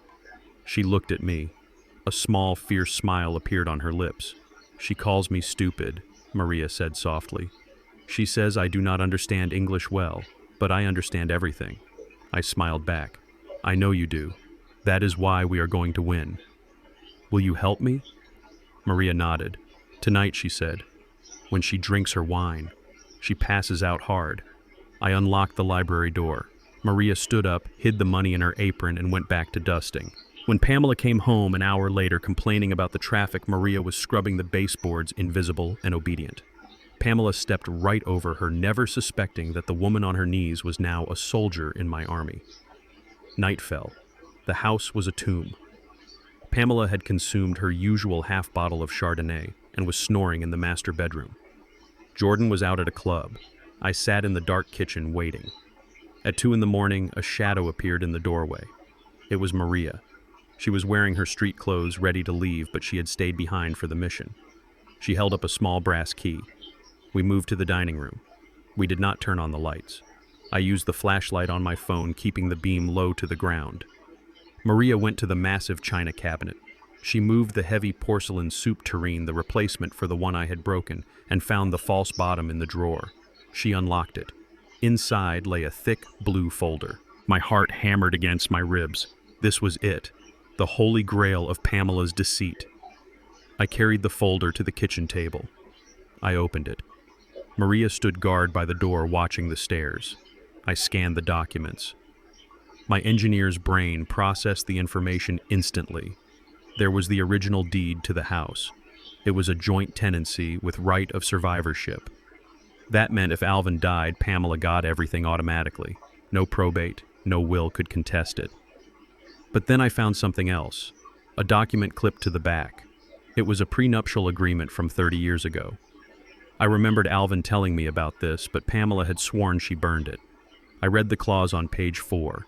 In the event of infidelity leading to divorce, the offending party forfeits all claims to the marital home and spousal support.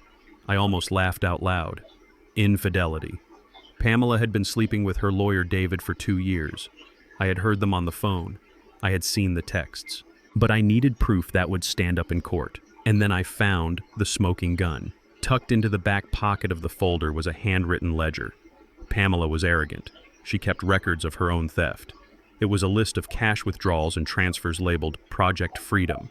January $10,000 transfer to Shell account. March $15,000 sale of Alvin's bonds. April $50,000 loan against the house equity. It was a confession written in her own handwriting. She was not just spending money. She was systematically liquidating Alvin's existence to build a nest egg for herself and Jordan. I pulled out my phone. I photographed every single page. The flash was too risky, so I used the steady beam of the flashlight, ensuring every number and signature was legible. Click. Click. Click. I was capturing the evidence that would send her to prison. "Hurry," Maria whispered. I heard a noise upstairs. I froze. I switched off the flashlight. We stood in the pitch black. The floorboards above us creaked. Someone was walking. It was Jordan. He must have come home early and passed out, but now he was awake. I heard the heavy thud of his footsteps moving toward the bathroom. Then the toilet flushed. Then the footsteps returned to his bedroom. A door slammed. Silence returned. I let out a breath. I finished photographing the last page. I closed the folder.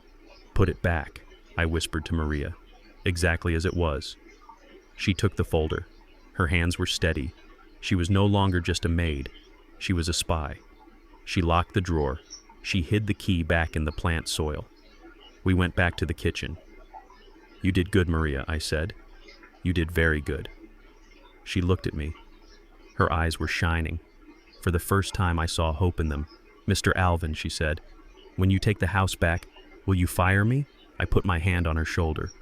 "Maria, when I take this house back, you are getting a raise. And you are never scrubbing a floor on your knees again unless you want to. You are the house manager now." She smiled. It was a genuine, beautiful smile. "Go home," I said. "Be safe. Monday is going to be a very interesting day." She slipped out the back door. I watched her car pull away. I went back to the garage. I sat on my cot and looked at the photos on my phone. I had the prenup, I had the ledger, I had the proof of the affair via the audio recordings. Pamela thought she was playing chess. She thought she had taken all my pieces. She did not realize that while she was busy capturing pawns, I had just promoted a pawn to a queen. I lay down, but I could not sleep. My mind was racing. I had the legal ammunition. Now I needed the trap. The anniversary party was in 5 days. That was the deadline. That was the stage. I needed to get these photos to my lawyer in Chicago. I needed to draft a new will. And I needed to set up the final sting. I looked at the camera feed of the dining room. The china cabinet stood there looking innocent. It held the secrets that would destroy this family. And the only person who knew was the crazy old man in the garage and the maid they ignored. I laughed softly in the dark. Never underestimate the invisible people, Pamela. We are the ones who see everything. Sunday morning arrived with a sky the color of a bruised plum. The air pressure was dropping, signaling a storm both outside and inside the Mercer residence. This was the day. The deadline was tomorrow. Jordan had arranged for the corrupt judge to sign the competency order on Monday morning. Once that paper was signed, Alvin would be stripped of his rights, thrown into a state facility, and the house would be sold within the week. They thought they were on the final stretch of a sprint. They did not know they were running straight off a cliff. I sat in the garage staring at the document my lawyer Sarah had couriered to a secure Dropbox in town overnight. I had retrieved it at dawn while Pamela was still asleep. It was a masterpiece of legal engineering. It was titled the Mercer Family Asset Protection Trust. To the untrained eye specifically, the greedy eye that only scans for dollar signs, it looked like a standard transfer of deed. It appeared to grant immediate control of the property to the next of kin to avoid probate taxes in the event of the owner's incapacitation. But the devil is in the details, or in this case, in Clause 14, Section B, printed in standard font on page 7. This clause stated that by signing as witnesses and beneficiaries, Pamela and Jordan were acknowledging that the primary asset, the house, was being transferred irrevocably into a blind trust managed by a third-party executor, effectively removing it from their personal reach forever. Furthermore, a subclause triggered an immediate forensic audit of all prior joint accounts if the grantor, meaning Alvin, was found to be under duress. It was a trap that only a greedy person would fall for. A cautious person would read it. An honest person would question it. But Pamela and Jordan were neither. They were desperate for a payday. I folded the document and placed it inside the blue folder I had raided the night before. I slipped the folder onto the kitchen counter right next to the coffee machine. Then I went to the living room and prepared for the performance of a lifetime. I needed to act sick. Not just confused, but critically ill. I needed to create a sense of urgency so panic would override their caution. I skipped my morning coffee to let the caffeine withdrawal add a natural tremor to my hands. I held my breath until my face turned red, then let it out slowly to create a blotchy, uneven complexion. I sat in the recliner and let my head loll back. Pamela walked in first. She was wearing a silk robe and a face mask. She saw the blue folder on the counter. I watched through my half-closed eyelids as she froze. She recognized it. It was the folder from her secret hiding place. "Who put this here?" she shrieked. She grabbed the folder, looking around wildly. "Jordan, get down here." Jordan came thundering down the stairs, shirtless and bleary-eyed. "What is it? What is burning?" "Your father," Pamela yelled, pointing at me. He found the file. He must have been snooping in the dining room. "If he destroyed those papers, I will kill him." They both rushed toward me. I let out a low moan. I started to shake. This was not the subtle tremor of Parkinson's. This was the violent full-body convulsing of a man on the edge of a seizure. I gasped for air, clawing at my chest. "Dad," Jordan shouted. He did not sound worried. He sounded annoyed. "Stop acting up. What did you do with the papers? Help. Me." I stuttered, my voice barely a whisper. "The house." "He is having a stroke," Pamela said. Her voice was cold, calculating. "If he dies before tomorrow, the house goes into probate. It will take months to unlock the assets. We need that money now, Jordan." "The investors are waiting." I saw the panic in their eyes. It was not fear for my life. It was fear for their wallets. "I want to sign." I wheezed. I pointed a shaking finger at the blue folder. "Save the house. Taxes." Pamela looked at Jordan. "What is he saying?" "He wants to sign," Jordan said, his eyes lighting up. "He knows he is dying. He wants to sign the house over to avoid the death tax." "Check the folder," Pamela ordered. Jordan ripped the folder open. He saw the document I had planted. He saw the title, Asset Protection Trust. He saw the words, Immediate Transfer of Control. He did not read the rest. He did not look at Clause 14. He only saw what he wanted to see, the house, today. "It is a transfer deed," Jordan said, scanning the first page rapidly. "It looks like the one we tried to get him to sign last year, but he refused. He must have kept it. Mom, this gives us everything. If he signs this, we do not even need the judge tomorrow. The house is ours today." "Get a pen," Pamela screamed. "Get a pen before he passes out."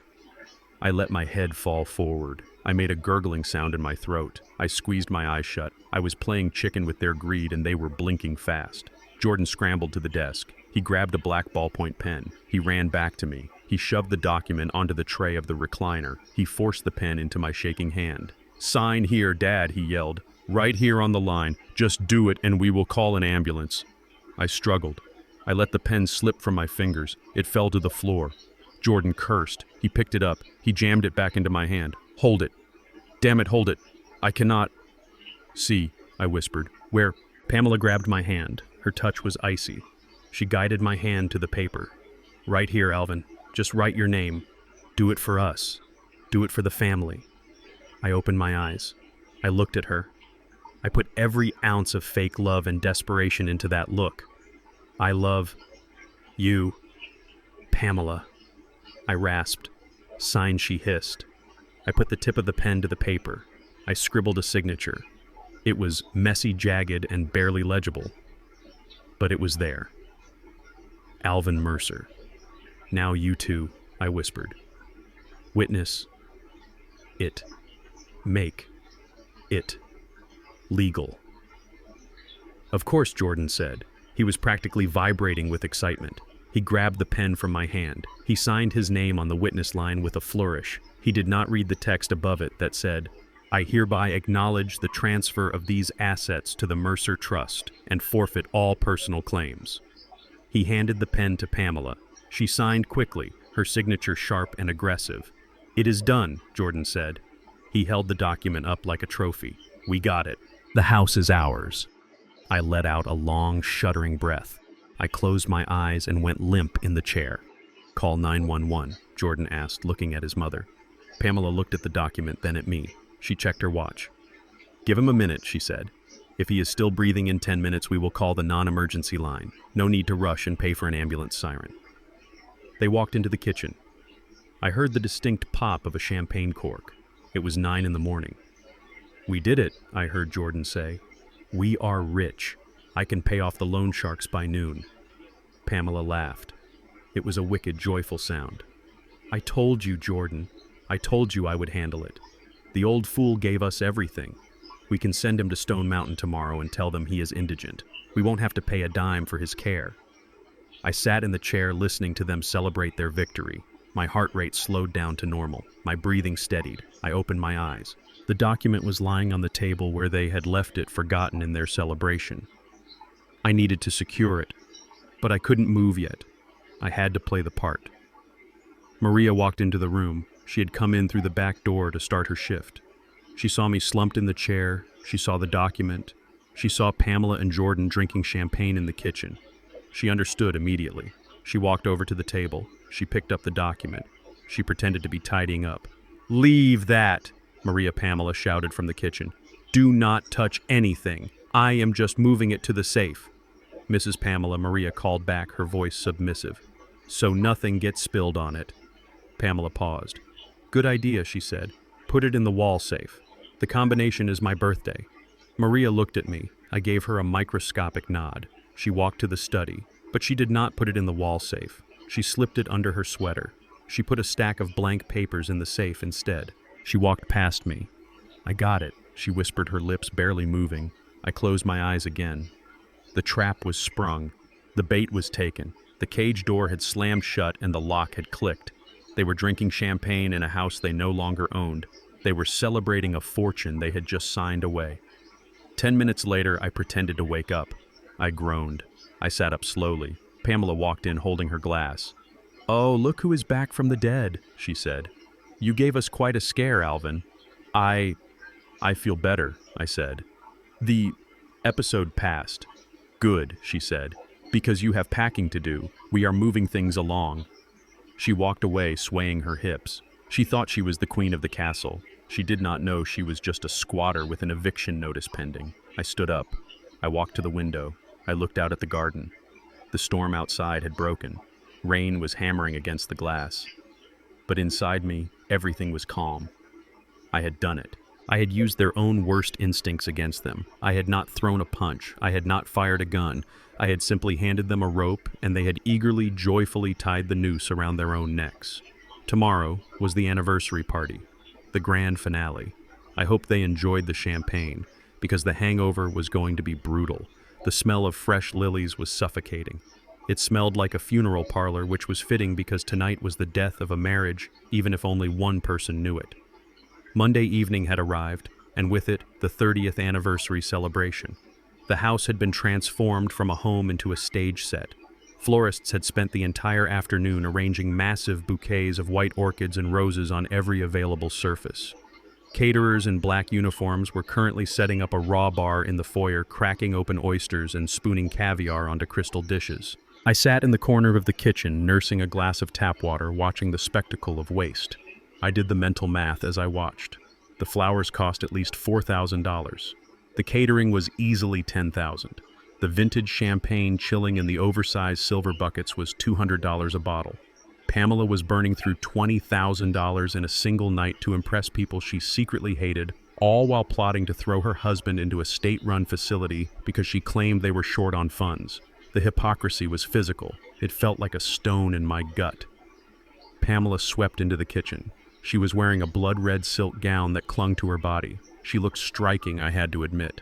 She looked like a predator at the top of the food chain.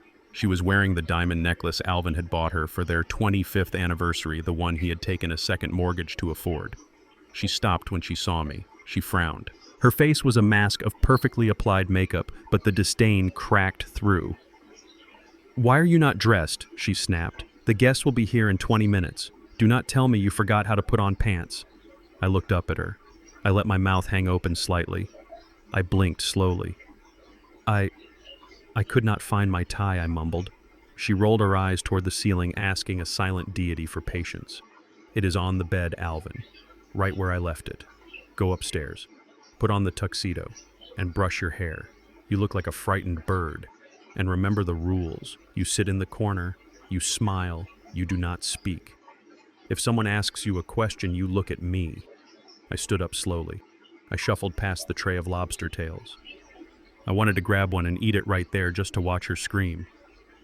But I held back. I walked up the stairs, gripping the banister with both hands, listening to the click of her heels as she rushed off to yell at a waiter. In the bedroom, the tuxedo was laid out on the bed. It was a rental.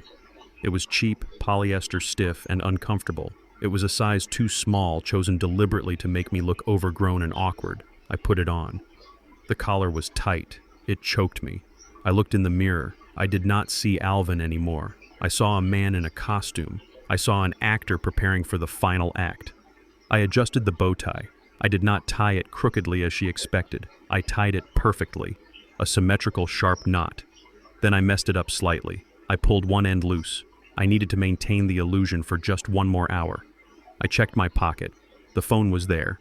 The earpiece was in my ear, hidden by my hair. The feed from the cameras was live. I walked back downstairs. The doorbell rang. The first guests were arriving. I took my position. Pamela had assigned me a chair near the kitchen door, far away from the main seating area. It was the kind of spot you would put a naughty child or an embarrassing relative. It was perfect. From here I had a view of the entire room, but I was invisible to the crowd. The room filled up quickly. The air grew thick with the sound of polite laughter and clinking glasses. I watched them.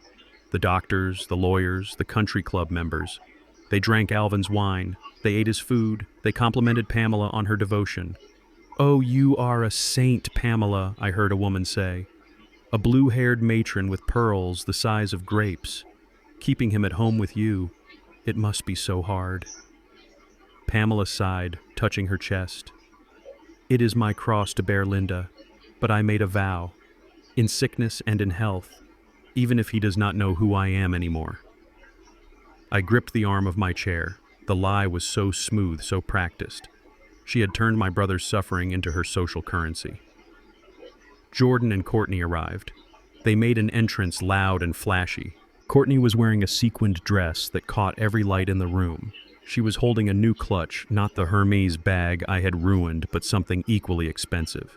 Jordan was already drunk. I could see the flush in his cheeks. They worked the room, shaking hands, accepting congratulations. They avoided my corner as if it were quarantined. Eventually, they drifted toward the bar, which was only 10 feet away from my chair. They stood with their backs to me. They thought I was asleep. I had closed my eyes and let my head drop to my chest. I turned up the volume on my hearing aid. It was not a hearing aid. It was a signal booster for the microphone I had planted in the flower arrangement on the bar. I heard Courtney's voice sharp and clear in my ear. "Did the judge sign the order?" she asked. "Yes," Jordan replied. His voice was low. "He picked it up an hour ago. We are good to go. The van from Stone Mountain is scheduled for 8 in the morning. 8, Courtney hissed. "That is too late. The realtors are coming at 9 to take photos for the listing. We cannot have him shuffling around while they are trying to stage the house." "Relax," Jordan said. "We will give him a double dose of the sedative tonight. We will drag him into the van while he is still out cold. He won't even know he is leaving until he wakes up in a shared room with 3 other vegetables." I sat there frozen. A double dose. They were planning to overdose him to make the transport easier. That could kill him in his weakened state. They did not care. If he died, it was even better for them. No monthly fees for the facility. Courtney laughed. It was a cruel tinkling sound. Finally. I am so sick of smelling him. Did you see the suit? He looks like a scarecrow. I opened my eyes. I looked at their backs, the sequined dress, the expensive tuxedo. They were celebrating a murder. It wasn't a murder with a gun, but it was a murder nonetheless. They were killing a man's life, his history, his dignity. I checked my watch. It was 7:30. The speeches were scheduled for 8. I reached into my pocket. I pulled out my phone. I sent a single text message. Green light. Come to the front door. I put the phone away. I sat up straighter. I fixed my bow tie. I tightened the knot until it was perfect. I smoothed the lapels of the cheap tuxedo. I looked around the room. I memorized the faces. I wanted to remember exactly who was laughing when the music stopped. Pamela tapped a spoon against her champagne glass. The sharp ringing sound cut through the noise. The room fell silent. All eyes turned to the grand staircase where she was standing. She looked radiant and triumphant. "Thank you all for coming," she began. Her voice trembled with fake emotion. 30 years. It seems like yesterday that I married my soulmate. She gestured vaguely in my direction, but she did not look at me. "We have had our ups and downs," she continued, "and lately more downs than ups. But love is not about the easy times. It is about standing by someone when the lights go out in their mind." The crowd murmured appreciatively. Someone sniffled. I stood up. I did not stand up like Alvin. I did not push myself up with trembling arms. I stood up with the power of a piston. I kicked the chair back. It fell over with a loud crash. The sound echoed in the silent room. Heads turned. Pamela froze mid-sentence. Jordan spun around at the bar, spilling his drink. I walked out of the shadowy corner. I walked into the light of the chandelier. I walked with a stride that ate up the ground. I did not shuffle. I marched. "Alvin," Pamela said, her voice tight. "Sit down. You are confused." I ignored her. I walked past the bar. I grabbed a bottle of champagne from the ice bucket. I didn't grab a glass. I held the bottle by the neck like a club. I walked to the center of the room. The guests parted like the Red Sea. They sensed the change. They sensed the danger. The man in the cheap suit was radiating an energy that terrified them. I stopped at the foot of the stairs. I looked up at Pamela. "I am not confused." "Pamela," I said. My voice filled the room. It was deep. It was resonant. It was the voice of a man who commands construction crews and negotiates steel contracts. I saw her eyes go wide. She recognized the tone. She had heard it in the car. Jordan ran forward. "Dad, stop it. You are making a scene." He reached for my arm. I moved. It was a simple movement. I shifted my weight, caught his wrist, and twisted. Jordan yelped and dropped to his knees. I held him there, pinned by his own joint. The crowd gasped. Courtney screamed. I looked at the guests. I looked at the judge who was standing near the buffet holding a shrimp. "I am so glad you are all here," I said. "Especially you, Judge Miller. I believe you have some paperwork for me." The judge turned pale. He dropped the shrimp. Pamela gripped the railing. "Who are you?" she whispered. "You are not Alvin." I smiled. It was a smile that promised Armageddon. "No," I said. "I am not. But he is." I pointed to the front door. The heavy oak doors swung open. Framed in the doorway, wearing a tailored Italian suit that I had bought him, stood the real Alvin Mercer. He was clean-shaven. He stood tall. He looked healthy. He looked like me. The room erupted in gasps. People looked from me to him and back again. The resemblance was perfect. The confusion was absolute. Pamela looked like she had been shot. She gripped her chest. She looked at me. Then she looked at the man in the doorway. Two of them. Alvin walked into the room. He walked right up to me. We stood shoulder to shoulder. The reflection was complete. I released Jordan. He scrambled backward on the floor, looking at us in horror. "Hello, Pamela," Alvin said. His voice was soft, but it was not weak. It was the voice of a man who had walked through hell and come out the other side. "Happy anniversary." I handed Alvin the bottle of champagne. "I think we have a toast to make," I said. The silence in the room was heavy, electric, and terrifying. The party was over. The trial had begun, and the verdict was going to be terminal. The silence in the ballroom was heavier than the massive crystal chandelier hanging above our heads. It was a physical weight pressing down on every guest, every waiter, and most heavily on the woman in the red dress standing at the foot of the stairs. Pamela looked from me to Alvin and then back to me. Her brain was trying to process an impossibility. She had spent 30 years breaking one man convinced he was solitary and weak. She never imagined that he was half of a whole and that the other half had arrived to burn her kingdom down. I stepped forward. The cheap tuxedo I was wearing felt like armor. I held the microphone in one hand and my phone in the other. I looked at the crowd. These were the people who had enabled her. These were the people who had looked the other way while my brother withered away. They did not deserve politeness. They deserved the truth. "Ladies and gentlemen," I said, my voice booming through the speakers without a tremor, "I apologize for the confusion. You all came here to celebrate 30 years of marriage, but what you are actually witnessing is the end of a 30-year hostage situation." Pamela found her voice. It was a screech high and desperate. "Security!" she yelled, pointing at me. "Get him out of here! He is an imposter. He is dangerous!" Jordan scrambled to his feet, rubbing his wrist where I had twisted it. He looked at the guests, his face pale and sweaty. "Please, everyone, just go home. My father is having a breakdown." He hired an actor. "This is all a sick joke." I did not shout. I did not argue. I simply walked over to the audiovisual station set up near the stage for their anniversary slideshow. The technician, a young kid in a black polo shirt, looked at me with wide eyes. I held out a $100 bill. "Plug this in," I said, handing him my phone. The kid looked at Pamela, then at the size of my fist, and made the smart choice. He took the phone. He plugged in the HDMI cable. The large projection screen behind the stage flickered. The image of a happy anniversary graphic disappeared. In its place, a grainy but high-definition video feed appeared. It was the kitchen. The timestamp was from 3 days ago. The room went deadly quiet. On the screen, Pamela was standing by the sink. I was sitting at the table hunched over. The audio was crystal clear. "Here we go, Alvin." The video, Pamela said, her voice dripping with condescension. "It is time for your vitamins." The real Pamela stood frozen in the center of the ballroom. She watched herself on the screen. She watched herself hand the pills to me. She watched herself verify that I had swallowed them. Then the video cut to a close-up of the bottle on the counter. I had zoomed in with the camera I installed above the fridge. The label was legible: risperidone, 2 milligrams. I paused the video. I looked at the crowd. I looked at Dr. Sterling, the club president. "Dr. Sterling," I asked, "you are a medical professional. Can you tell the room what risperidone is prescribed for?" Sterling cleared his throat. He looked uncomfortable. He looked at Pamela, then at the screen. "It is an antipsychotic," he said quietly, "used for schizophrenia or bipolar mania." "And what happens if you give a high dose to a healthy man every day for 5 years?" I asked. Sterling adjusted his glasses.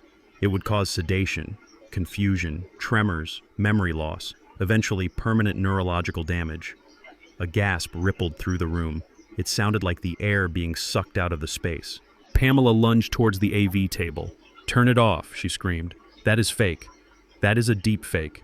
He edited it. I stepped in front of her. I did not touch her. I just stood there, a wall of muscle and rage. "I am not done, Pamela," I said. I signaled the technician. The next video played. This one was from the garage. It was dark, illuminated only by the harsh light of the bare bulb. It showed Alvin, the real Alvin, shivering on a cot with no blanket. It showed Jordan walking in, kicking the cot to wake him up. "Get up, old man," the video. Jordan sneered. "Mom wants the garage cleaned, and stop crying about the cold. If you work harder, you will warm up." I looked at Jordan in the real world. He was shrinking against the bar, trying to make himself invisible. His friends, the investors he was trying to impress, were looking at him with pure disgust. "But that is not the worst part," I said into the microphone. "You abused him physically. You abused him mentally. But the reason you did it, that is the real punchline." I switched the image on the screen. It was a photograph. It was the ledger I had photographed in the dining room. The handwriting was unmistakable. It was Pamela's looped cursive script. Project Freedom, the heading read. I zoomed in on the numbers. Transfer from joint savings $50,000. Sale of mutual bonds $120,000. Loan against house equity $200,000. I turned to the crowd. "You all think Pamela is a savior. You think she is managing a difficult situation. But look at the dates. Every time Alvin had a bad episode, a large sum of money disappeared from his accounts. She was not managing his illness. She was manufacturing it to liquidate his assets." Pamela was shaking her head violently. No, that is for his care. That is for medical bills. Private doctors. Really? I asked. I pulled a piece of paper from my pocket. It was the bank record I had coerced from Henderson. I have the bank records right here, I said, waving the paper. There are no payments to doctors. There are payments to a shell company in the Cayman Islands. And there are payments to a lawyer named David. I looked at a man standing near the buffet. He was tall, silver-haired, and currently looking for an exit. "Hello, David," I said. The lawyer froze. Pamela turned to look at him. Her face went white. "We have the audio too, Pamela," I said. "The camera in the bedroom picks up everything, even the pillow talk where you and David discussed how long it would take for Alvin to finally die so you could cash the life insurance policy." The crowd erupted. It was no longer a polite society gathering. It was a mob. People were shouting. Someone threw a glass. It shattered against the wall. "You are a monster," a woman shouted from the back. Pamela looked around wildly. Her social armor was gone. Her mask had been ripped off, taking the skin with it.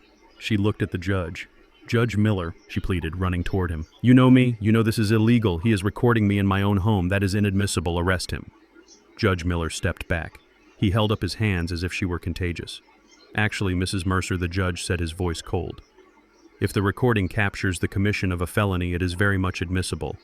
And I believe I just saw evidence of grand larceny, elder abuse, and conspiracy to commit fraud. But I signed the order," Jordan shouted, stepping forward, desperate to salvage the plan. "The competency order." The judge signed it. "Dad is legally incompetent. Anything he says is invalid." I laughed. It was a dark, dry laugh that echoed in the ballroom. "Oh, Jordan," I said. "I almost forgot." The order. I reached into my inner pocket. I pulled out the document they had signed yesterday, the one they thought was the deed transfer. "You mean this order?" I asked. Jordan blinked. "No, that is the deed. We own the house. You signed it." I walked over to him. I handed him the paper. "Read Clause 14, Jordan," I said. "Read it out loud." Jordan looked at the paper. His hands were shaking so hard the paper rattled. He squinted at the fine print. "The undersigned witnesses hereby acknowledge that all assets are transferred to the Mercer Blind Trust and that they forfeit all rights to residency, effective immediately."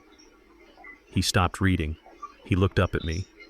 His mouth moved, but no sound came out. "That is right," I said. "You did not sign a deed transfer to yourself. You signed a confession. You signed a voluntary surrender of the property. And by signing as a witness to my signature, you legally confirmed that I was competent enough to sign a contract." I leaned in close. "If I am competent enough to sign the house away, Jordan, then I am competent enough to testify against you in court. You just invalidated your own competency order." Jordan dropped the paper. It fluttered to the floor like a dead leaf. Pamela screamed. It was a primal sound of pure rage. She launched herself at me. Her fingers were curled into claws. She wanted to scratch my eyes out. She wanted to silence the truth. I did not move. I did not have to. From the hallway, 4 uniformed police officers stepped into the room. They had been waiting in the kitchen, listening to every word via the speaker system I had set up. "Hold it right there," one of the officers shouted. Pamela froze. She looked at the police. She looked at her friends. She looked at the ruins of her life. "Officer," I said, pointing at Pamela, "that woman is in possession of a controlled substance without a prescription. And I believe if you check her purse, you will find the engagement ring she stole from my brother and claimed was lost." Pamela clutched her purse to her chest. The guilt was written in neon letters across her forehead. The officers moved in. They took her arms. "Get your hands off me," she shrieked. "Do you know who I am?" "I am Pamela Mercer. This is my house." "Not anymore, ma'am," the officer said, snapping the handcuffs onto her wrists. The click was the most satisfying sound I had ever heard. They moved to Jordan. He did not fight. He just slumped to the floor, sobbing.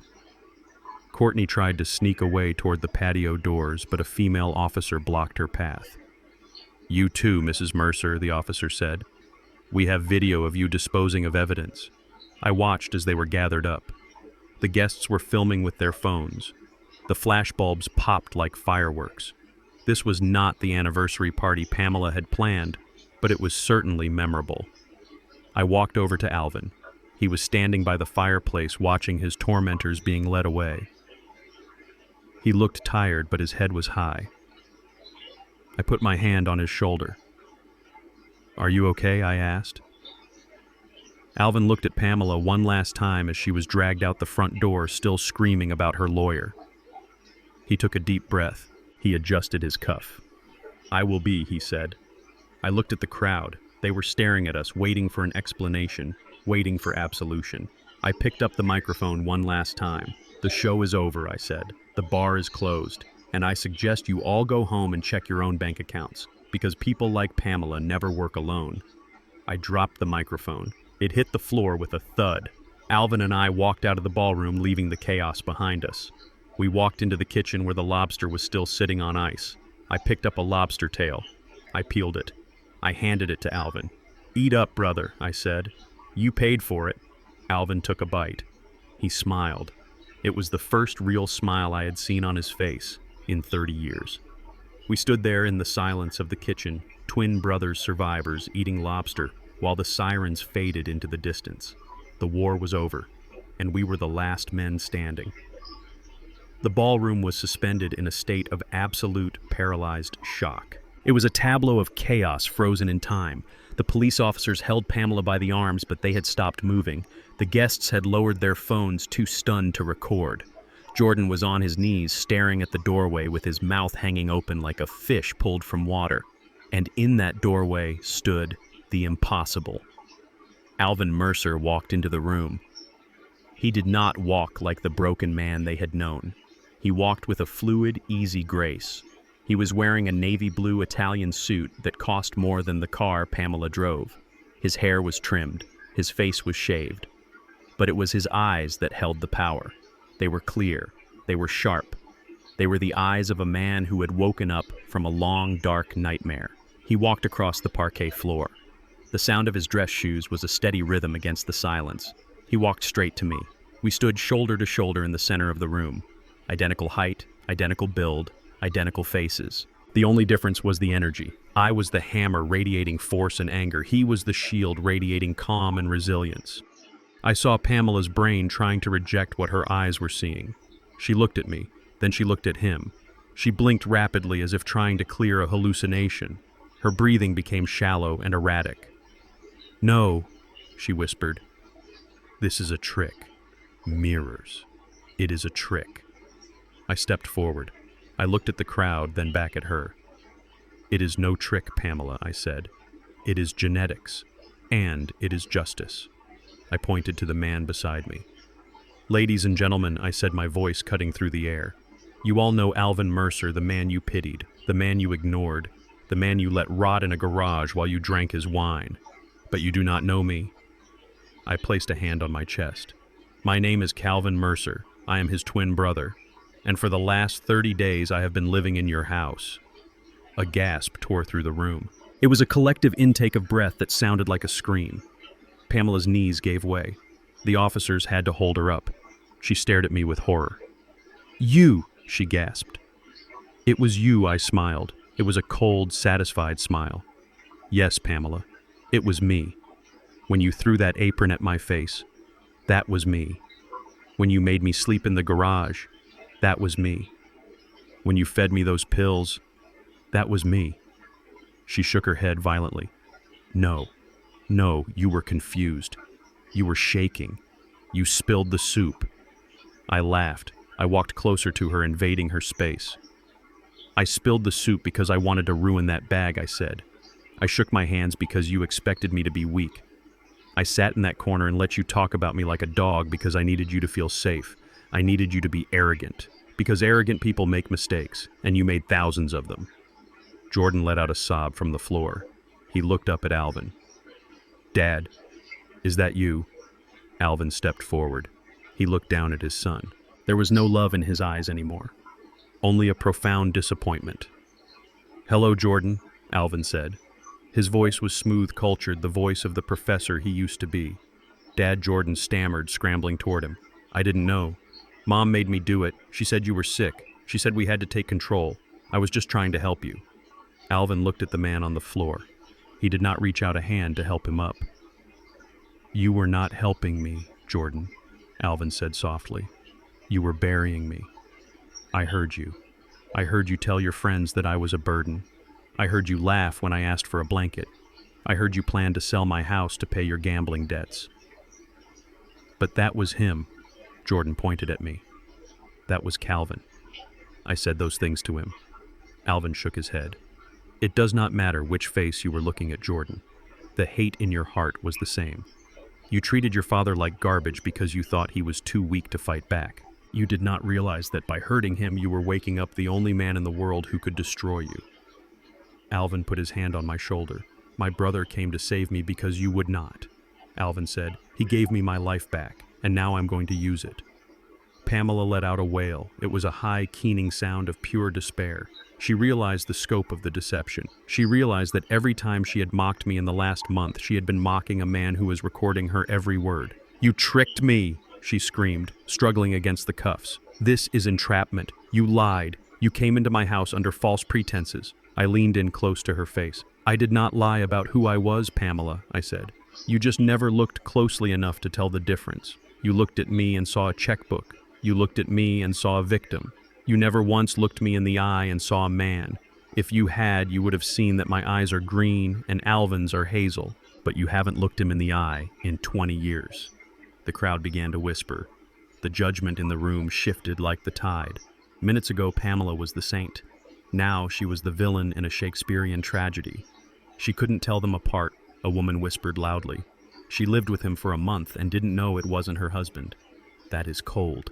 She drugged the wrong twin, a man muttered. That is going to be a prison sentence. I turned back to the crowd. I wanted to drive the point home. I wanted to make sure no one in this room ever forgot this night. You are all wondering how this happened, I said. You are wondering how a wife could not recognize her own husband. It is simple. Indifference is a form of blindness. When you stop caring about someone, they become invisible. Pamela did not see Alvin. She saw an obstacle. She saw a problem to be solved, and when I stepped into his shoes, she saw exactly what she wanted to see. A fading, pathetic old man. I paused. I looked at Alvin. But she forgot one thing, I continued. She forgot that Alvin Mercer is not alone. She forgot that he came into this world holding my hand, and he will leave this world holding my hand.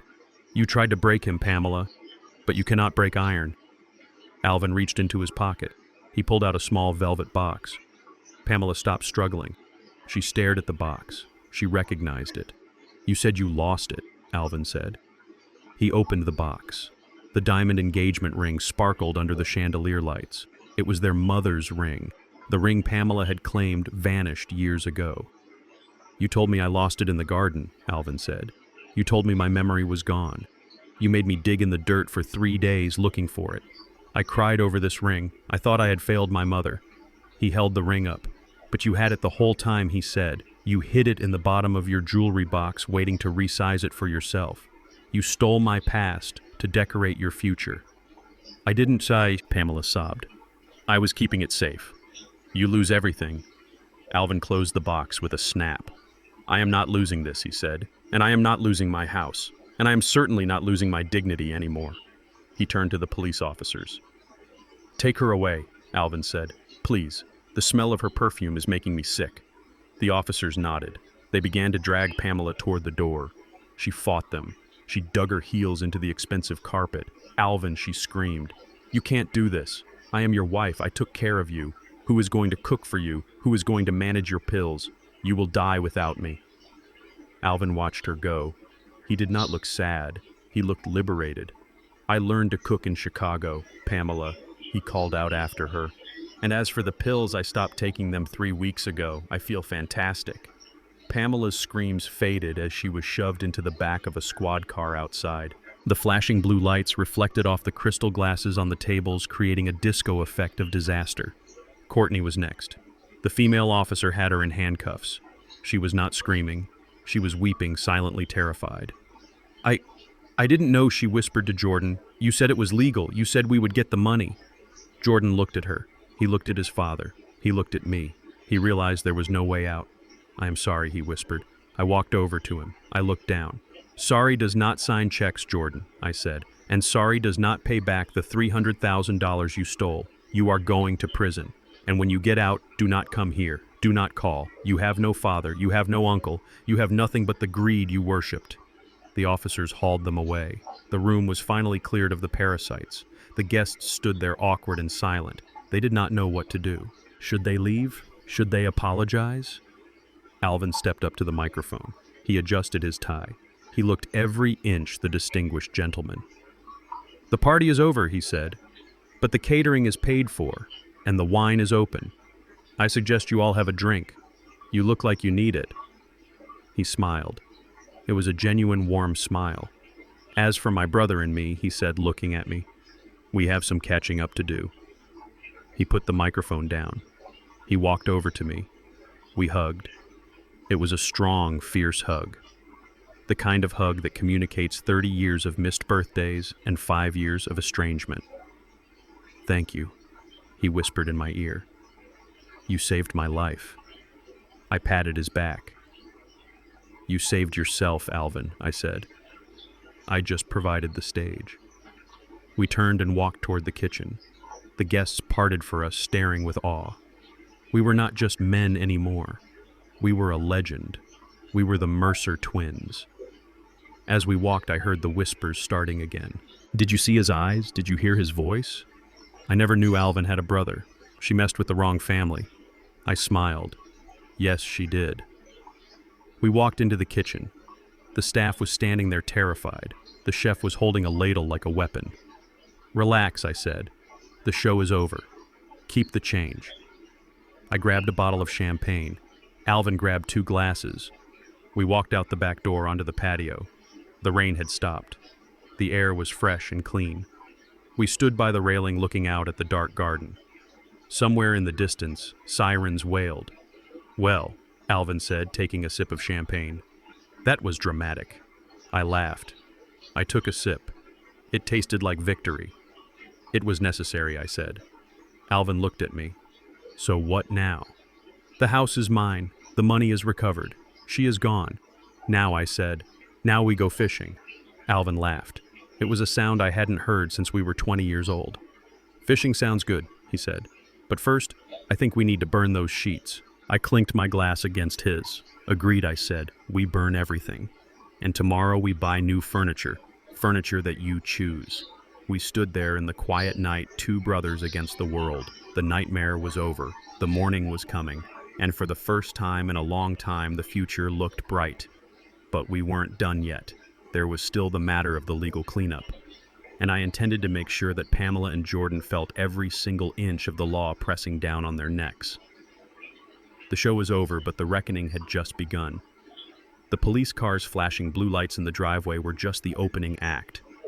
The main event was happening right here in the foyer, where the air still smelled of expensive perfume and impending doom.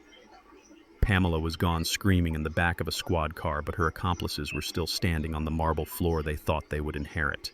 Jordan and Courtney stood huddled together near the coat check, looking like 2 children who had broken a vase, except they had broken a life. I watched them from the bottom of the stairs. Alvin stood beside me. He didn't say a word. He didn't have to. His silence was louder than any accusation. He just looked at his son, the boy he had taught to ride a bike, the man who had tried to sell him for scrap parts. Jordan wiped sweat from his forehead. His tuxedo was damp. He looked at the remaining police officers, then at me. He tried to summon a shred of his usual arrogance, but it came out as a pathetic whimper. "This is a misunderstanding," Jordan stammered, his voice cracking. "My mother, she is controlling. You know how she is. She forced us to go along with it.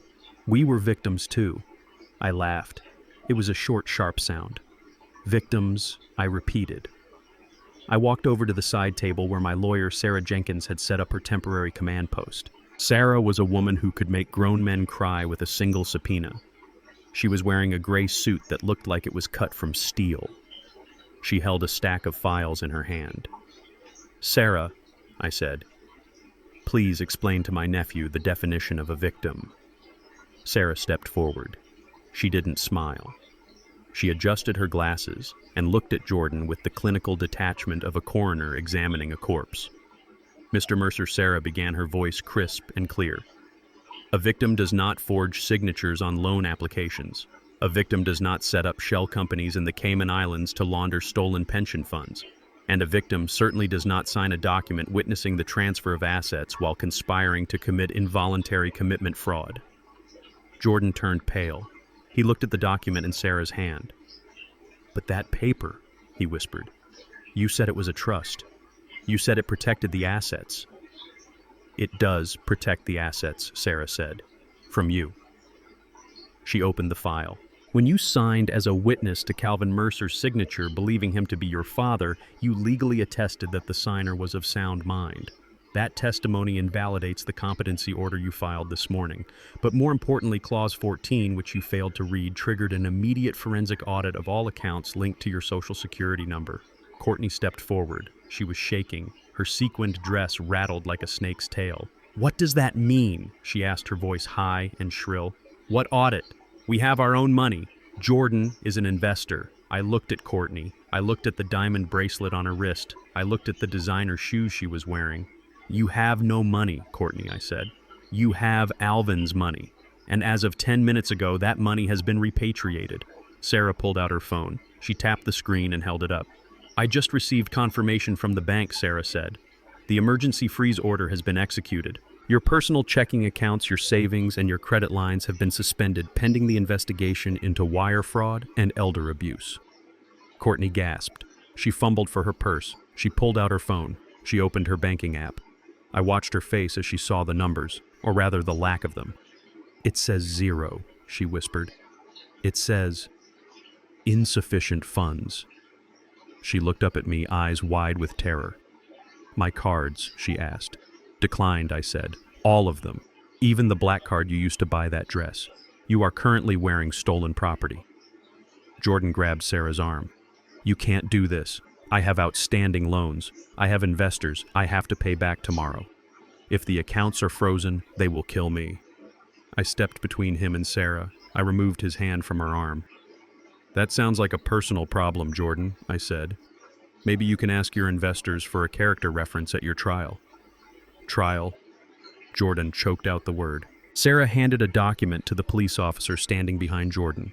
This is the arrest warrant, she said calmly, issued by the district attorney an hour ago. Charges include conspiracy to commit grand larceny forgery, identity theft, and 2 counts of reckless endangerment of a vulnerable adult. The officer stepped forward. He pulled a pair of handcuffs from his belt. The metal clicked ominously. Jordan Mercer, the officer said. Turn around and put your hands behind your back. No, Jordan shouted. He backed away, bumping into a waiter. Dad, stop them. You can't let them arrest your son. He looked at Alvin. He looked at the man he had tormented for years, begging for salvation. Alvin looked at him. For a moment, I thought my brother might waver. I thought the soft heart that had gotten him into this mess might bleed one last time. Alvin walked over to Jordan. He stood 2 feet away. He looked at the handcuffs in the officer's hand. Then he looked at Jordan's terrified face. You are right, Jordan, Alvin said softly. I can't let them arrest my son. Jordan exhaled a sob of relief escaping his throat. Thank you, Dad. I knew you, because I don't have a son. Alvin finished. His voice was hard as stone. My son died the day he decided that my life was less valuable than a country club membership. The man standing in front of me is just a thief who shares my last name. Alvin turned his back. He walked away toward the patio doors. He didn't look back. Jordan's face crumbled. It was the face of a man who realized he had gambled his soul and lost. The officer spun him around. He kicked Jordan's legs apart. He slammed the cuffs onto his wrists. Jordan winced. The sound of the ratchet tightening was the only sound in the room. Courtney screamed as a female officer grabbed her arm. Don't touch me, she yelled. This dress is vintage. You are wrinkling it. I walked over to Courtney.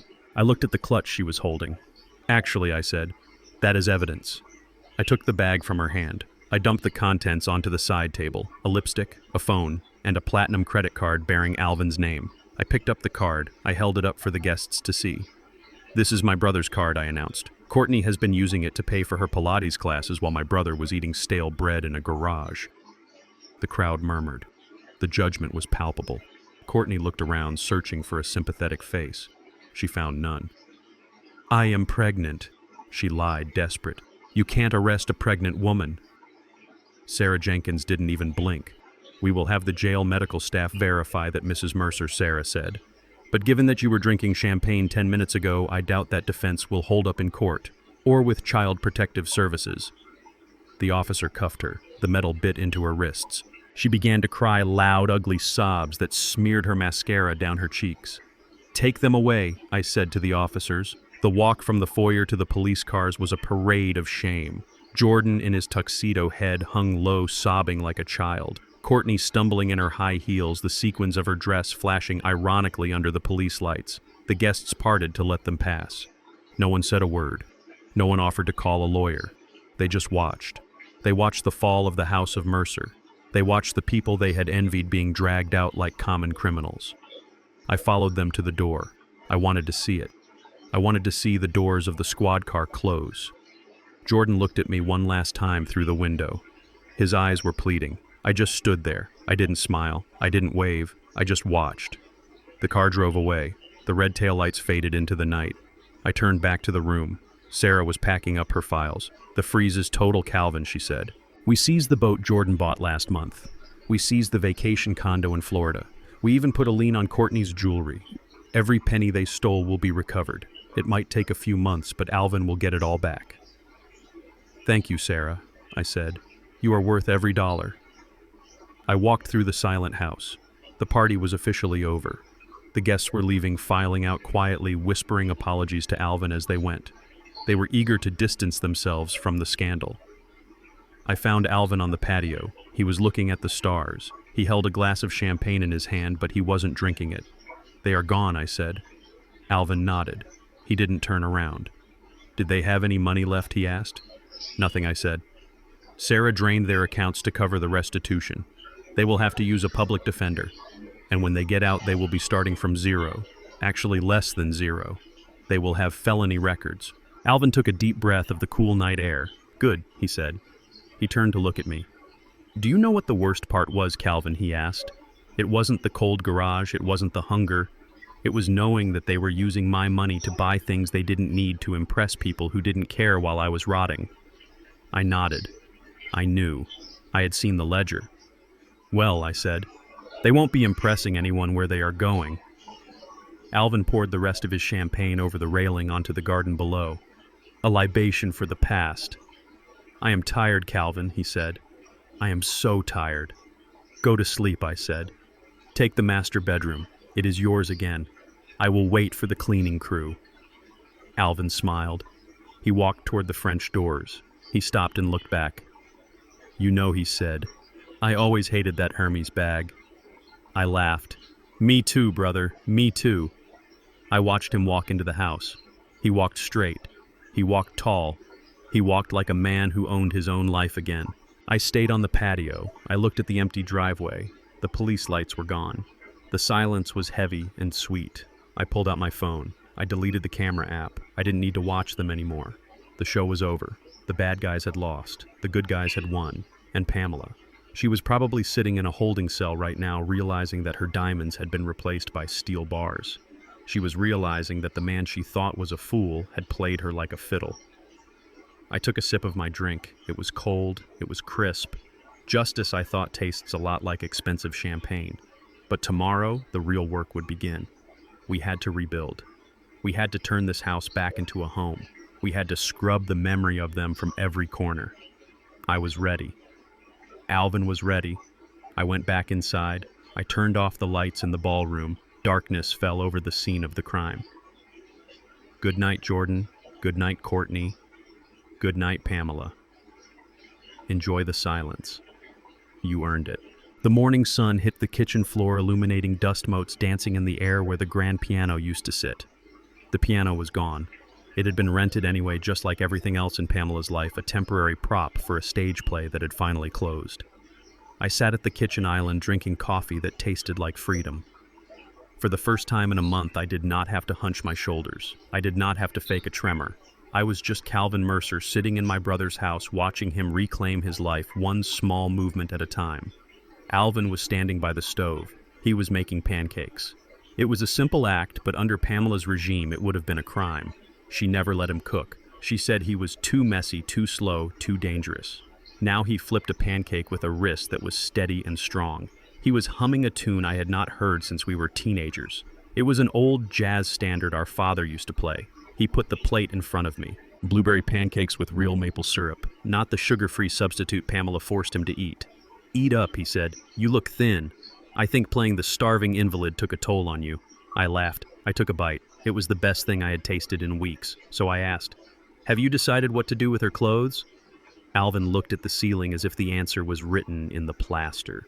I called a charity, he said, a women's shelter. They are coming at noon to take everything. The furs, the dresses, the shoes. I figured it is poetic justice. Her vanity will finally serve a purpose. It will help women who actually need protection instead of a woman who preyed on the vulnerable. I nodded. It was a good decision. Alvin was not vindictive. He was practical. The phone on the wall rang. It was the landline, the one Pamela used to monitor. Alvin froze. The old reflex was still there, the instant tension in his shoulders. He looked at the phone like it was a bomb. Let it ring, I said. No, Alvin said. He put down his spatula. I think I know who that is, and I think I need to answer it. He walked over to the phone. He picked it up. He put it on speaker. Alvin, is that you? It was Pamela. Her voice was tinny, echoing from the county jail. She sounded small. She sounded desperate. Alvin, please, you have to help me. The public defender is an idiot. He says I am looking at 10 years. You cannot let them do this to me. I am your wife. We have a history. Remember the good times. Remember our honeymoon in Charleston. I watched my brother. I saw the muscles in his jaw tighten. He closed his eyes for a second. I remember Charleston. Pamela, Alvin said. His voice was calm, devoid of the fear she was counting on. I remember you complaining about the hotel. I remember you flirting with the waiter. And I remember you telling me that I was lucky you married me because no one else would want a boring academic. Alvin, baby, I was young. I was stupid. I love you. You know I love you. Just post the bail. Please, I cannot stay here. The bed is hard. The food is terrible. Alvin laughed. It was a dry, hollow sound. The bed is hard, he asked. Is it harder than the concrete floor of a garage in November? Is the food worse than the table scraps you fed me while you ate steak? There was silence on the other end. Listen to me, Pamela, Alvin continued. And listen closely, because this is the last time you will ever hear my voice. You do not love me. You never loved me.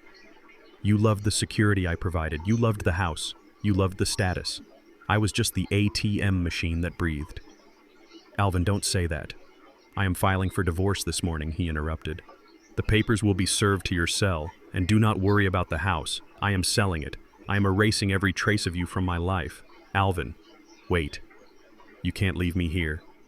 I have nothing. Alvin looked at me. He winked.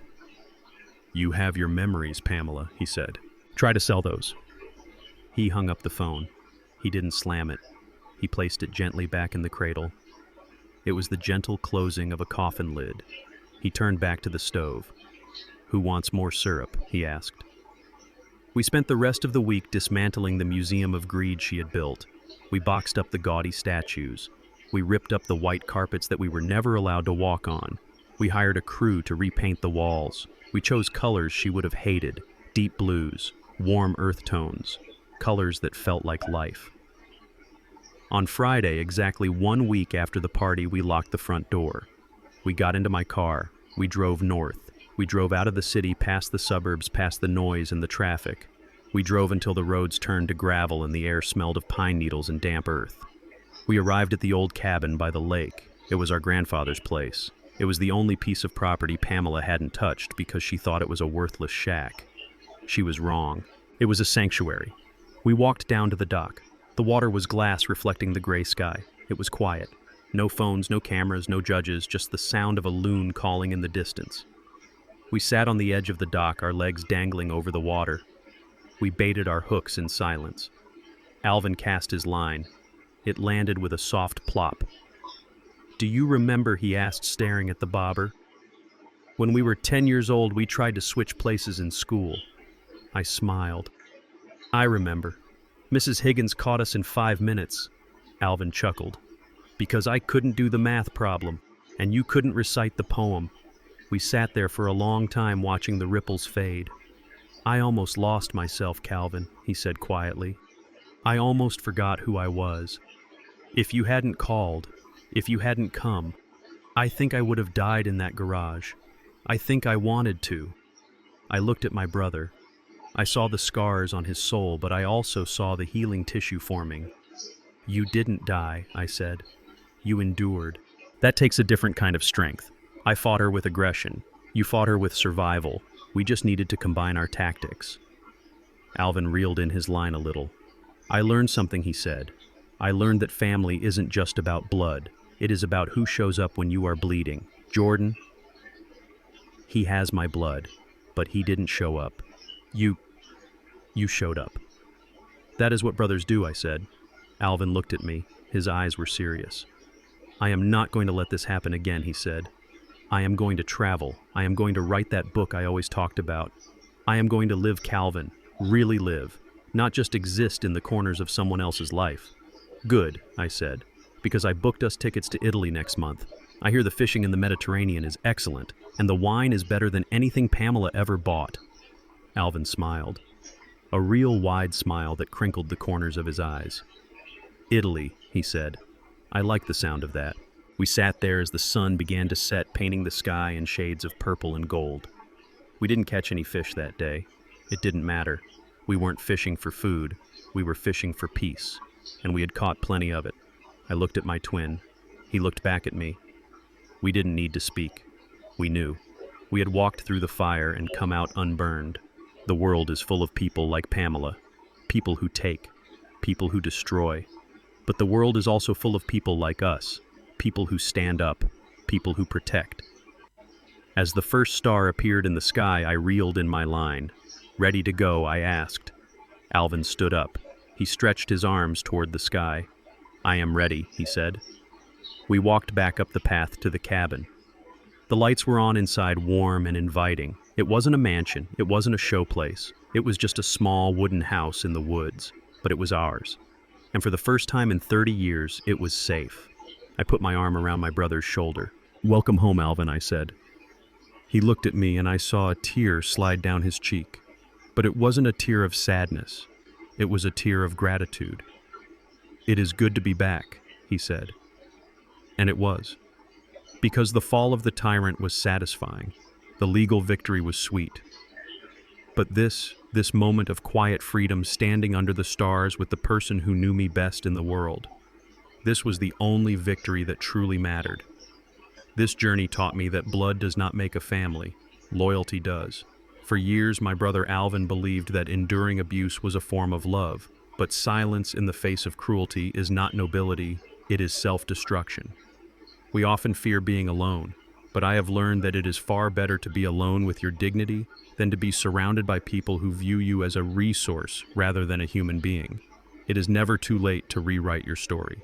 No matter how old you are or how much you have lost, you always have the power to stand up, reclaim your voice, and build a life that honors your worth. If you enjoyed seeing justice served today, please hit that like button and subscribe to the channel for more stories of truth and redemption. I want to know your thoughts. Have you ever had to cut a toxic family member out of your life to save your own peace? Let me know in the comments below and tell me which city you are watching from. Don't forget to check out the other videos on the screen for more life-changing stories. See you in the next one.